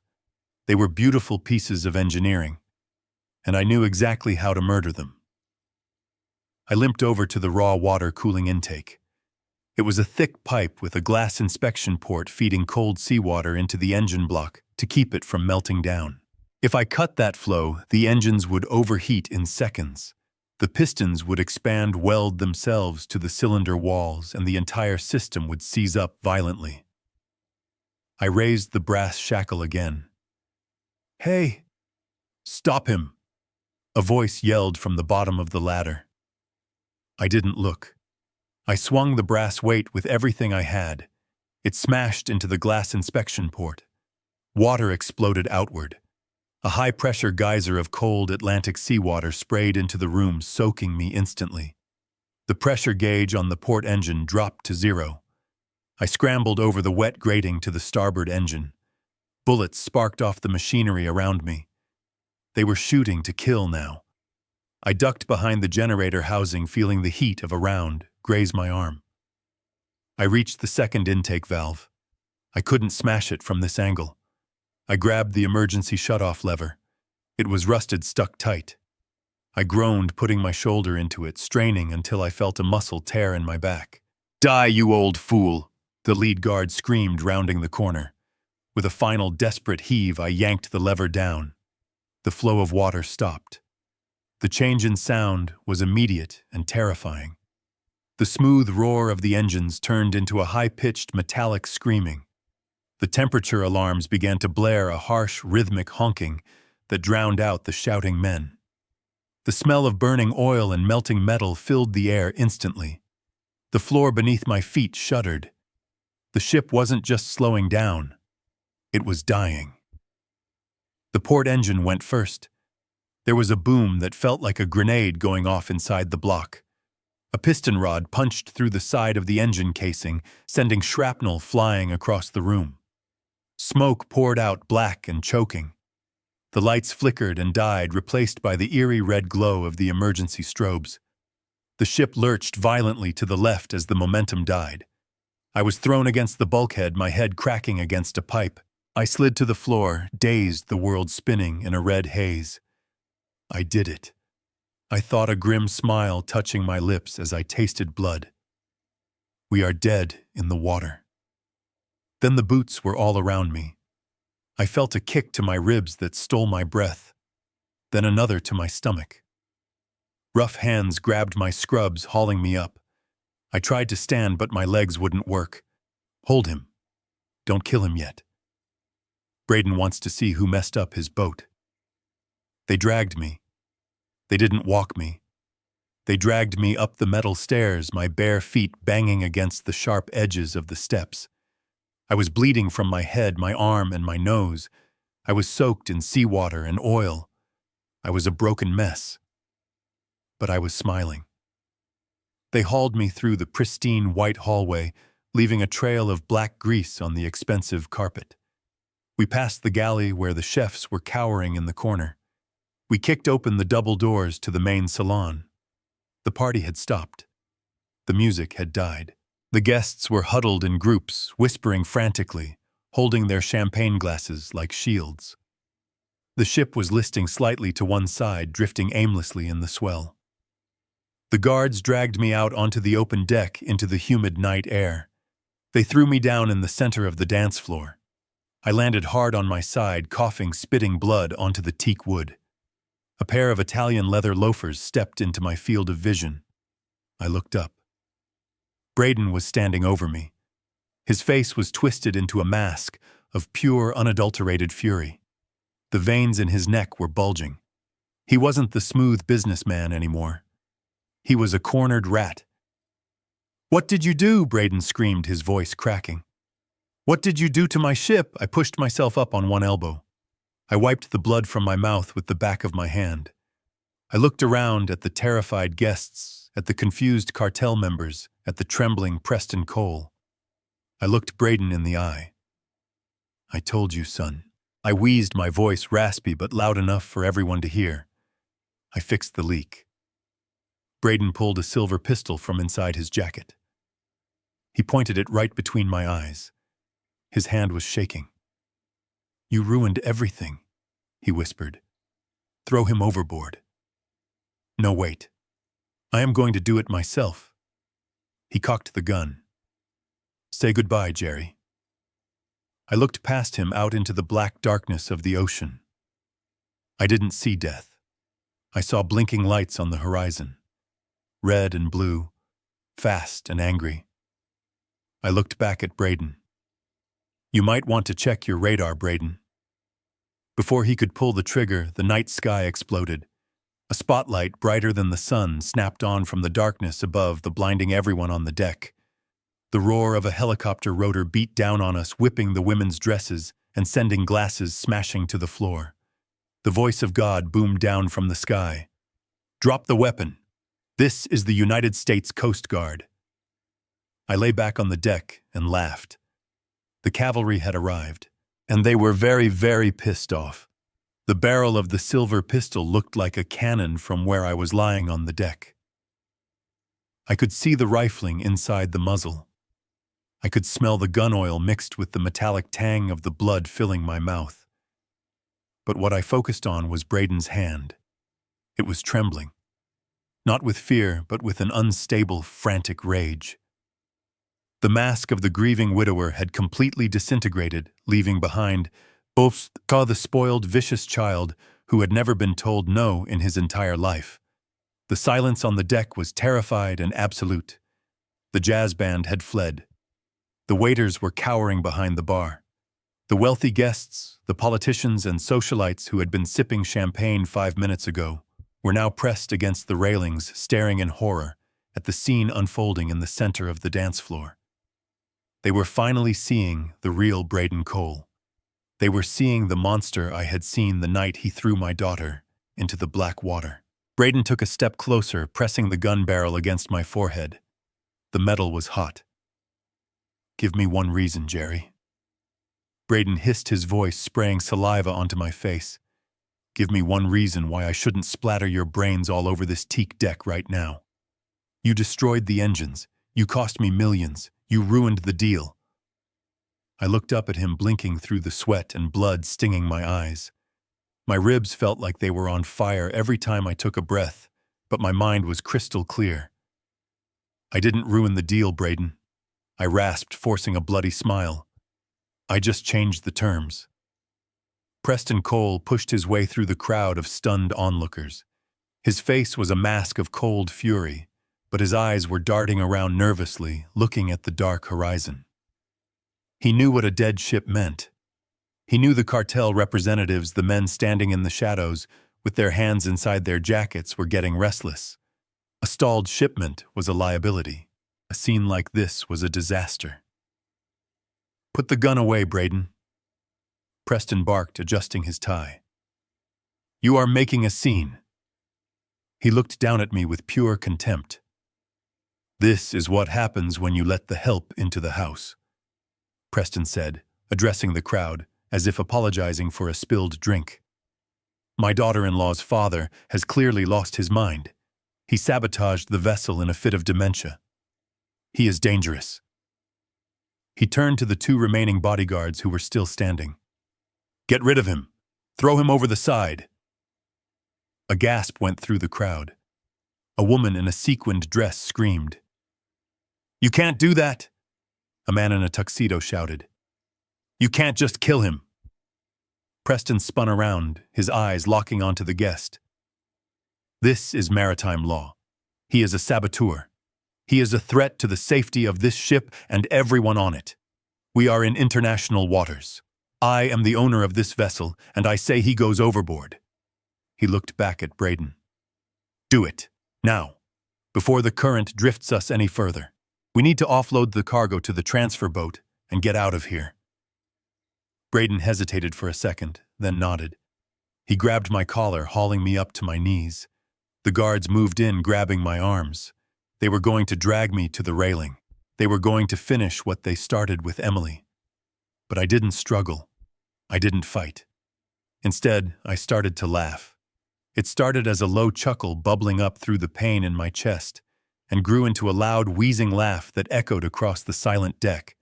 It was the sound of a man who knew the punchline to a joke nobody else had heard yet. Braden froze. The laughter unnerved him more than my fists ever could. "What is so funny?" Old man Braden screamed, jamming the gun into my temple. "You are about to die." I stopped laughing and took a deep, ragged breath. I looked at Preston.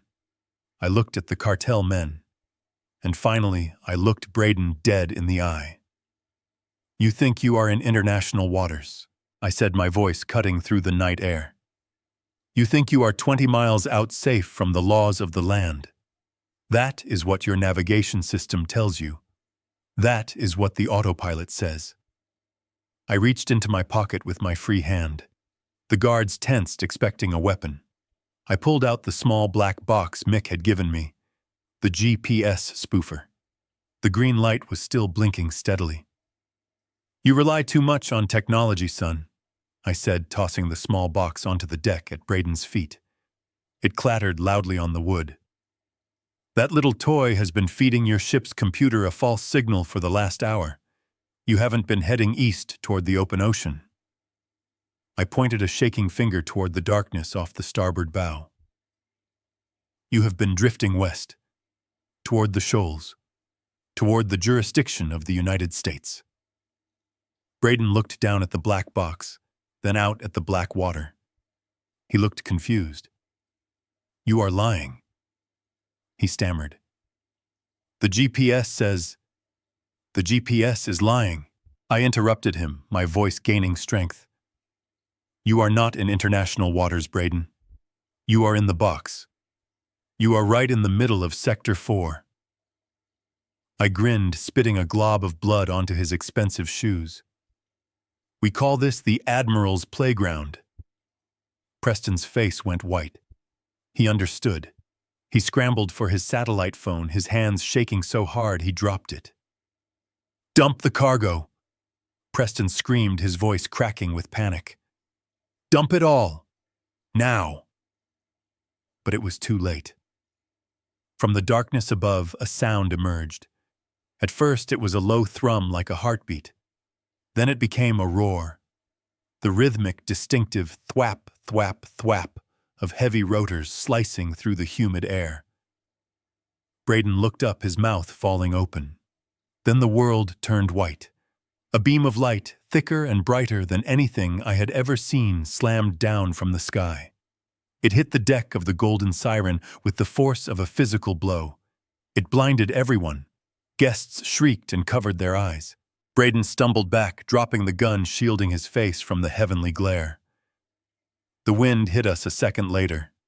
The downdraft from the hovering MH-65 Dolphin helicopter whipped the sea into a frenzy, spraying mist over the rail. The noise was deafening, a roaring cacophony that vibrated in my teeth.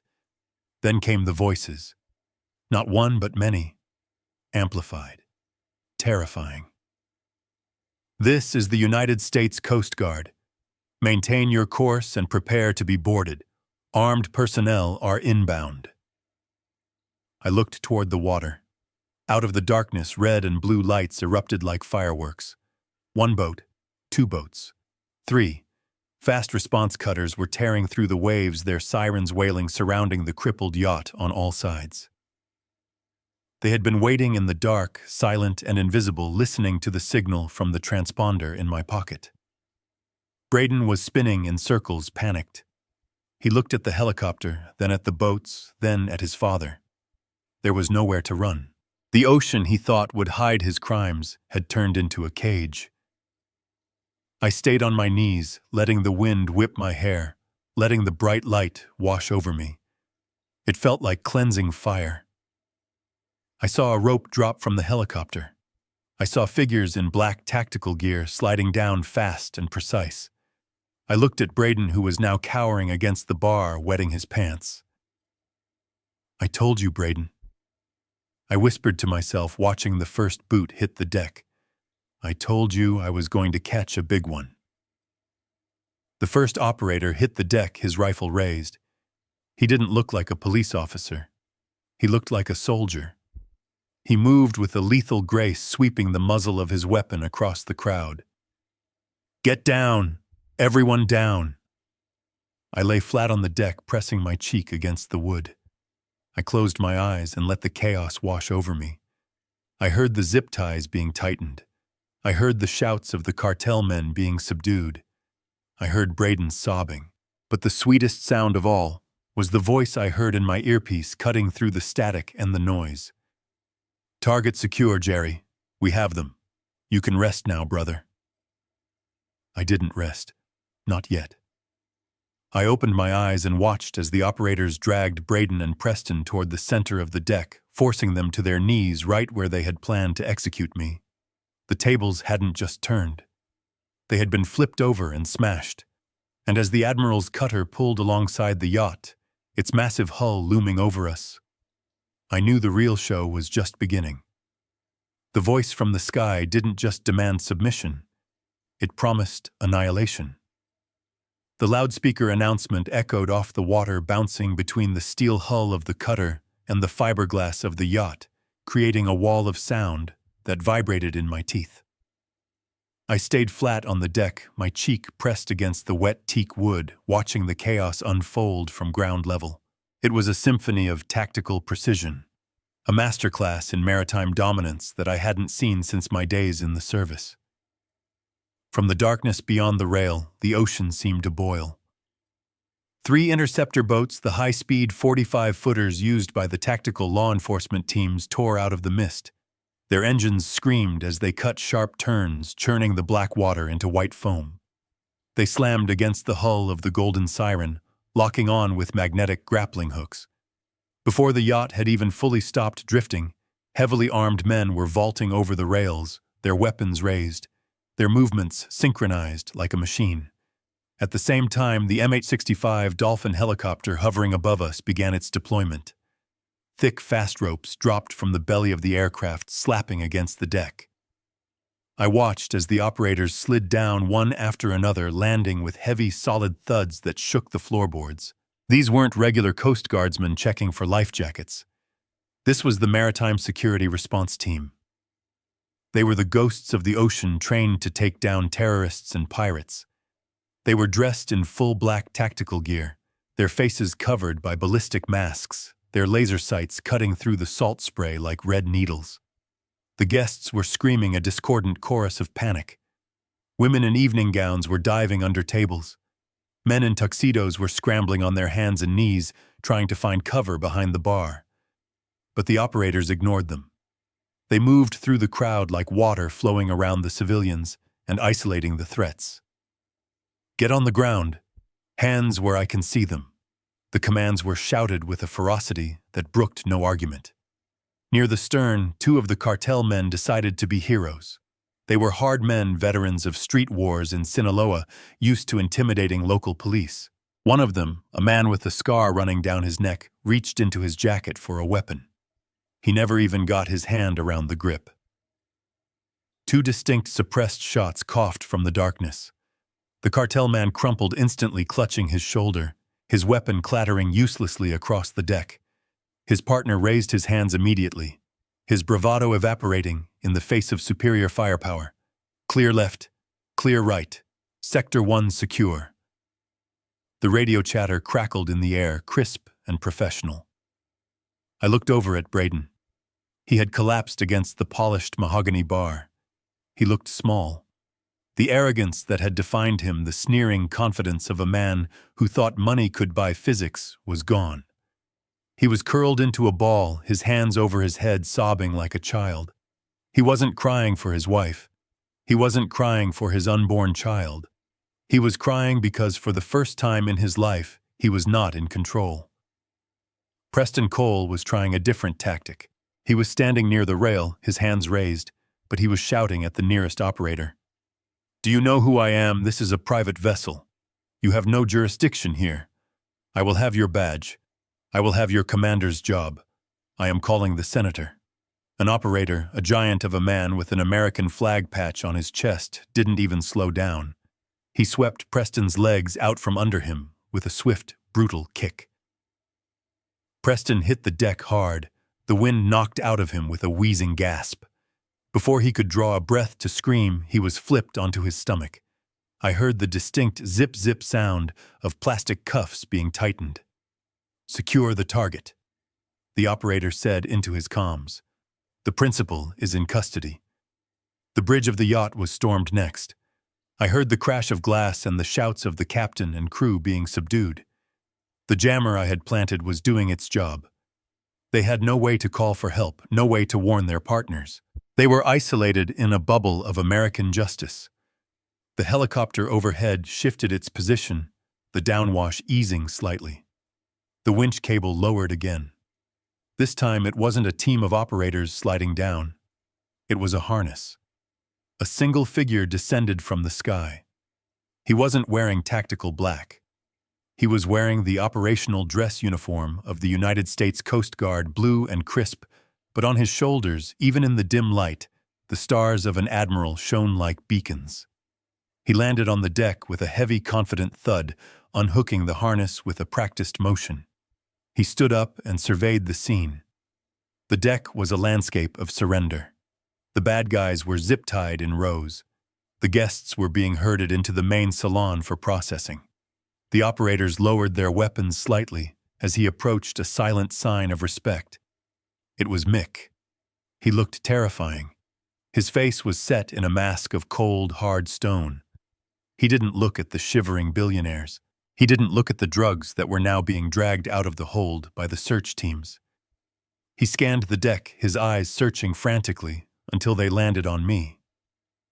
I was still lying near the center of the dance floor, battered, bloody, and soaked in seawater. I tried to sit up, but my ribs screamed in protest. I managed to push myself up on one elbow. Mick walked toward me. He moved with a purpose that parted the sea of uniformed men. He didn't run, but his strides were long and urgent. He reached me and dropped to one knee, ignoring the grease and blood on the deck that would stain his uniform. He reached out and grabbed my shoulder, his grip firm and grounding. He looked at the cut on my forehead, the bruising around my neck where the guard had choked me, and the way my hands were trembling from the adrenaline crash. The stone mask cracked. His eyes softened, filling with a mixture of relief and pain. "Jerry," he whispered. He reached under my arm and hauled me up. I groaned, my legs feeling like jelly, but he took my weight. He was my younger brother, the one I used to protect from bullies in the schoolyard, but right now he was the pillar holding me up. I stood there, swaying slightly, leaning against him. I looked around at the devastation of the Cole Empire. It was total. It was complete. I looked at Mick. I tried to salute, but my arm wouldn't cooperate, so I just gave him a tired, bloody grin. "You sure know how to make an entrance, Admiral." I rasped, my voice raw from the smoke and screaming. Mick shook his head, a small, grim smile touching his lips. He adjusted my collar, trying to fix the tattered remains of my scrubs. Traffic was murder coming out of the base. Mick said, his voice steady but thick with emotion. "Sorry I am late, brother." I looked over at Braden, who was now being dragged to his feet by two operators. He looked at me, his eyes wide with shock, as he saw the Admiral holding me up. He finally understood. He finally realized that the old man he had thrown in a storage closet wasn't a nobody. I looked back at Mick. I patted his chest right over his name tape. "You are not late, Mick," I said, spitting a final taste of blood onto the deck. "You are just in time for the curtain call." Mick nodded. He turned his head toward the operators holding Preston and Braden. The softness vanished from his eyes. The Admiral was back. "Get them up," he barked. I want them looking at me when I read them their rights." He tightened his grip on my arm, supporting me as we turned to face the men who had tried to destroy our family. "Let's finish this, Jerry," Mick said softly. I nodded. The pain in my body was still there, but it was distant now. It was drowned out by the sweet, intoxicating feeling of victory. "Lead the way, Admiral," I said. "Lead the way." The silence that followed the raid was heavier than the noise of the helicopters. The guests were huddled in shock, the wind was whipping across the deck, and the only sound was the sobbing of Braden Cole. He was on his knees, his expensive tuxedo pants stained with grease and seawater, looking at the ring of armed men surrounding him. I watched him for a moment, feeling the ache in my old bones, but also feeling a surge of power that I hadn't felt in years. I walked over to the DJ booth where a terrified technician was hiding under the table. I grabbed the wireless microphone that Braden had used earlier to welcome his guests. My hand was bruised and bloody, but my grip was iron. I tapped the microphone once. The feedback squeal cut through the air, making everyone flinch. I turned to one of Mick's technical officers who had already secured the ship's AV system. I nodded at the massive LED screen behind the bar, the one Braden had been using to display photos of his beloved late wife all night. "Play it," I said. My voice boomed across the deck, amplified and undeniable. The screen flickered. The static cleared. And suddenly a face appeared that made the entire crowd gasp in unison. It was Emily. She was lying in a hospital bed, tubes in her nose, her face pale and scratched, but her eyes were open. She was holding a newspaper with today's date to prove it wasn't an old recording. She looked straight into the camera, and her voice, weak but steady, filled the yacht. "Hello, Braden," she said. Her voice was raspy, hurting from the salt water she had swallowed. "I know you are having a party right now. I know you are probably telling everyone how much you miss me. But we both know the truth. You didn't lose me. You threw me away." Braden let out a strangled cry. He covered his ears, shaking his head violently. "Turn it off," he screamed. "It is a fake. It is AI. Turn it off." But the video continued. Emily held up the watch, the one that had recorded everything. "I know about the deal, Braden. I know about the laundering. I know about the cartel. And now the Coast Guard knows too. You tried to drown your own son to save your money. But guess what? We are both still here. And we are coming for everything." The video cut to black. The silence on the deck was absolute. Every single guest, every business partner, every politician who had shaken Braden's hand that night took a step back. They looked at him like he was radioactive. The illusion of the grieving husband was shattered into a million pieces, replaced by the ugly reality of a desperate killer. Braden looked around, his eyes wild. He saw the disgust on their faces. He saw the end of his life. He crawled toward me on his hands and knees, reaching out for my leg. "Jerry, please." He begged, tears streaming down his face, mixing with the snot running from his nose. "You have to help me." I was pressured. It was my father. He made me do it. "I can explain. We can make a deal. I still have money in the Cayman accounts. I can give you half. Just tell them it was a misunderstanding." I looked down at him. I didn't feel anger anymore. I just felt cold disgust. I pulled my leg away from his touch, as if he were something rotting. "You don't get to make deals anymore, son," I said into the microphone. "You are bankrupt, morally and financially." Preston Cole, who had been zip-tied by the operators, suddenly surged forward. He struggled against the operator holding him, his face turning purple with rage. He wasn't begging. He was still trying to play the king. "You cannot do this to me," Preston roared. "Do you know who I am? I had dinner with the senator last week. I own half the judges in this district. I will sue you for everything you have. I will have your badges. I will have you court-martialed for unlawful seizure. This is piracy." He turned his venom toward Mick. You think those stars on your shoulder protect you? You are nothing but a government employee. I will bury you under so many lawsuits your grandchildren will still be paying legal fees. Unhand me right now." Mick walked over to him slowly. He didn't look like a bureaucrat. He looked like a battleship. He stopped inches from Preston's face. Preston kept shouting, spitting his threats. "I demand my lawyer. I demand—" Smack! The sound was sharp and loud like a pistol shot. Mick's open hand connected with Preston's cheek with enough force to snap his head back. Preston stumbled, shocked, into silence.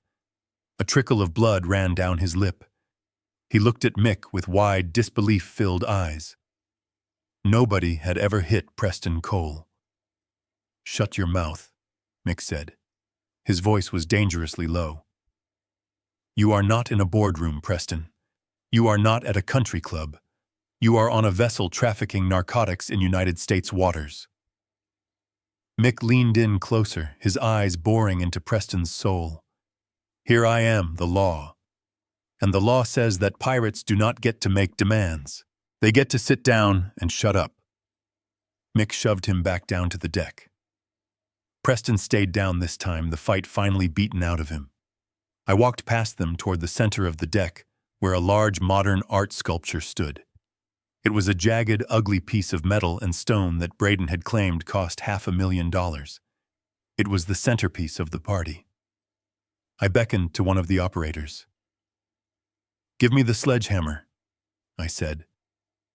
The operator handed me a heavy breaching tool. I hefted it in my hands. My shoulder screamed in pain, but I ignored it. I looked at the crowd. "You all thought you were here for a memorial," I shouted.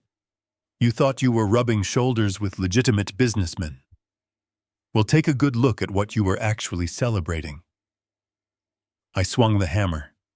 It hit the base of the sculpture with a deafening crash. The stone cracked. I swung again and again. The casing shattered, falling away to reveal the hollow interior.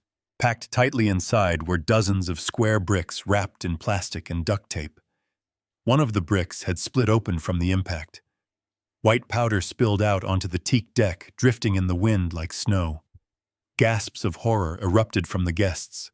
They realized instantly what it was. This wasn't just a yacht. It was a mule. I reached down and picked up one of the bricks. I walked back to Braden. I threw the brick at his feet. "There it is," I said, my voice shaking with emotion. "That is what my daughter's life was worth to you. That is what you traded your family for. A pile of poison." Braden stared at the white powder, unable to speak. I leaned down, getting right in his face. I wanted him to remember this moment for the rest of his life in a concrete cell. "You pushed her, Braden," I whispered. "You pushed her into the cold dark because you thought she was weak. You thought I was weak." I stood up and signaled to the operators. They hauled him to his feet. "You pushed my daughter into the ocean," I said, my voice hard as steel. "Now I am going to push you into a federal prison. And unlike her, you are never coming back up for air." "Take them away," Mick ordered. The operators moved in. They grabbed Braden and Preston, dragging them toward the waiting cutter. Braden was limp, his feet dragging on the deck. Preston was muttering to himself, staring blankly at the ruined sculpture. The guests started to panic, rushing toward the gangway, but the Coast Guard blocked the exits. "Nobody leaves," Mick announced over the loudspeaker. "Everyone is a witness. Everyone gives a statement. If you knew about this, you are going down with them." I stood there in the chaos, watching the flashing lights reflect off the white powder on the deck. I was exhausted. I was hurting. But as I watched the handcuffs click around Braden's wrists, I felt lighter than I had in years. The storm was over. The monsters were in chains, and somewhere in a hospital bed, my little girl was safe. I looked up at the night sky and let out a long, deep breath. We won. The Atlantic Ocean has a different temperament today. It is calm, glassy, and blue, stretching out to the horizon, like a mirror reflecting the peace that has finally settled over my life. 6 months have passed since that night of fire and fury on the Golden Siren. 6 months of lawyers' depositions and healing.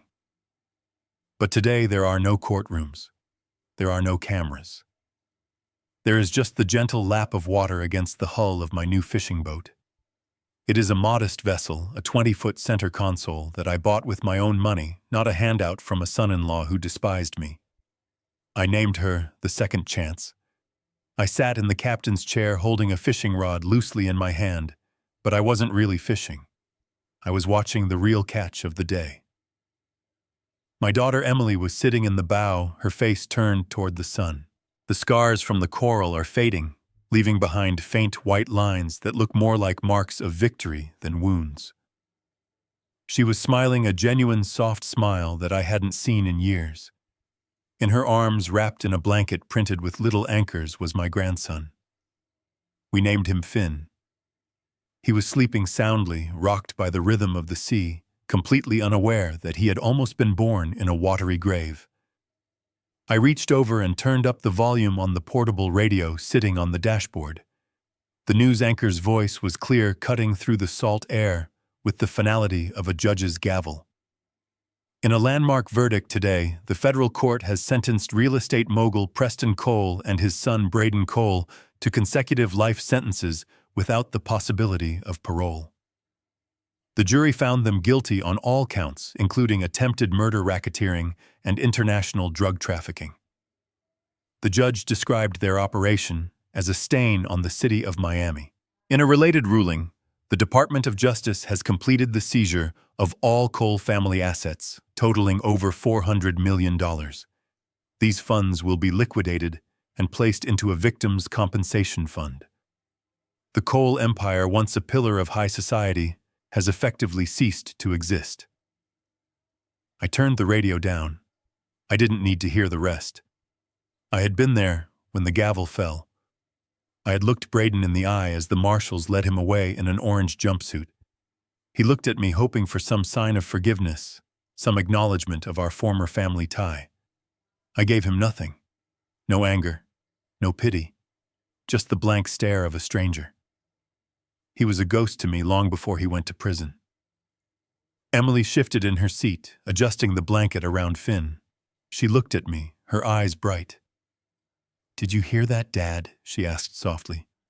"It is really over. They can never hurt us again." I reeled in my line, a little feeling the weight of the sinker. "It was over the moment you swam to that buoy, sweetheart," I said. "The rest was just paperwork." I looked out at the water. For a long time, I thought I was useless. I thought I was just an old man, taking up space, a relic of a bygone era, who didn't understand the modern world of high finance and influence. Braden had convinced me that my skills, my values, and my strength were obsolete. He made me feel small so he could feel big. But looking at my daughter and my grandson, I realized the truth. The world doesn't need more men like Braden Cole. It doesn't need more men who view family as a liability and power as a drug. It needs men who know how to hold the line. It needs men who know that the most important thing you can build isn't a fortune, but a fortress of safety for the people you love. I am not a rich man in the way they measure wealth. I drive a truck.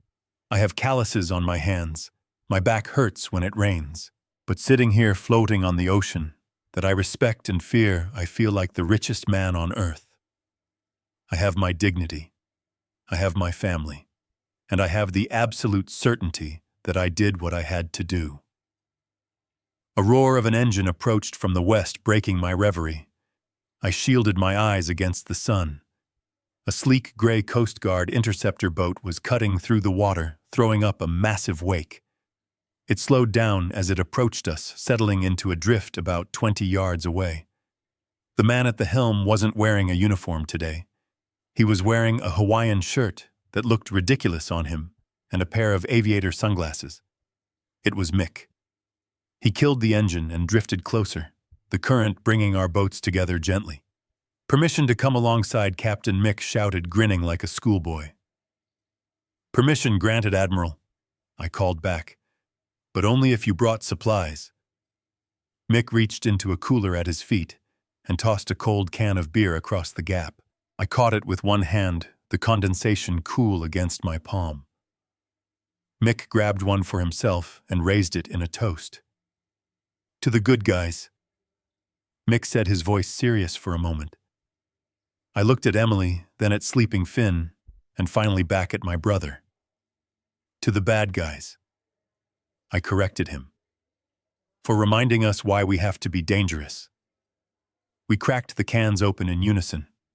The sound was crisp and satisfying. We drank in silence for a moment, just two old sailors watching the sun begin its descent toward the water. The sky was turning a brilliant shade of orange and purple, the kind of sunset that makes you believe in something bigger than yourself. Mick wiped his mouth and looked at me. "So what is next for Jerry Thorne?" he asked. "You going to retire for real this time? Maybe take up golf?" I laughed, shaking my head. "I think I am done with retirement, Mick." I opened a small marine salvage shop down at the marina. Just small jobs, fixing props, patching hulls, nothing fancy. But I am also teaching a class on Saturday mornings. Mick raised an eyebrow. "Teaching what survival?" I said. "I am teaching young fathers how to handle themselves in a crisis, how to tie knots, how to navigate without a GPS, how to not be a victim." Mick nodded slowly, a smile spreading across his face. "That sounds about right," he said. "Just do me a favor. Keep the explosives out of the curriculum.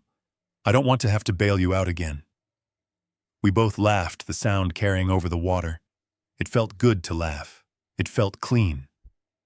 I looked directly into the camera lens, breaking the fourth wall, addressing you, the person listening to this story right now.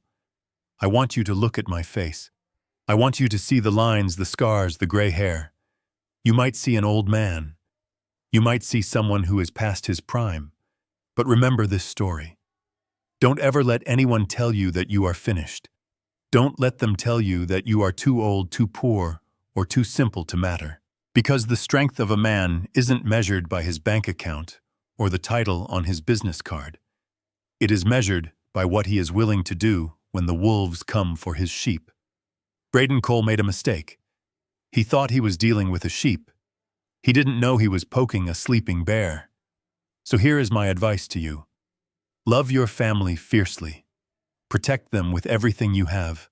And if someone ever tries to hurt them, if someone ever tries to throw them to the wolves, you make sure you become the thing the wolves are afraid of. Don't ever underestimate a father. Because when you touch his daughter, you aren't just starting a fight. You are waking up a monster. And trust me, you do not want to see what that monster can do. This story teaches us a brutal but necessary truth about the modern world. Arrogance is a blinder that often leads to destruction. Braden and Preston Cole believed that their wealth and status placed them above the laws of nature and morality. They mistook kindness for weakness and silence for submission. They forgot that the most dangerous people in the room are often the quiet ones, the ones who observe, calculate, and act with precision rather than noise. We must learn to trust our instincts when something feels wrong, even if it comes from family. Above all, it reminds us that dignity and skills acquired over a lifetime are weapons that never expire. True power is not about controlling others. It is about the capability to protect what matters most when the civilized world fails you. If this story made your heart race and reminded you of the lengths you would go to protect your own family, please hit that like button and subscribe to the channel. It helps me share these stories with more people who need to hear them. I want to know, have you ever been underestimated by someone close to you? How did you handle it? Tell me your story in the comments below. I read every single one. Stay safe, stay vigilant, and I will see you in the next video.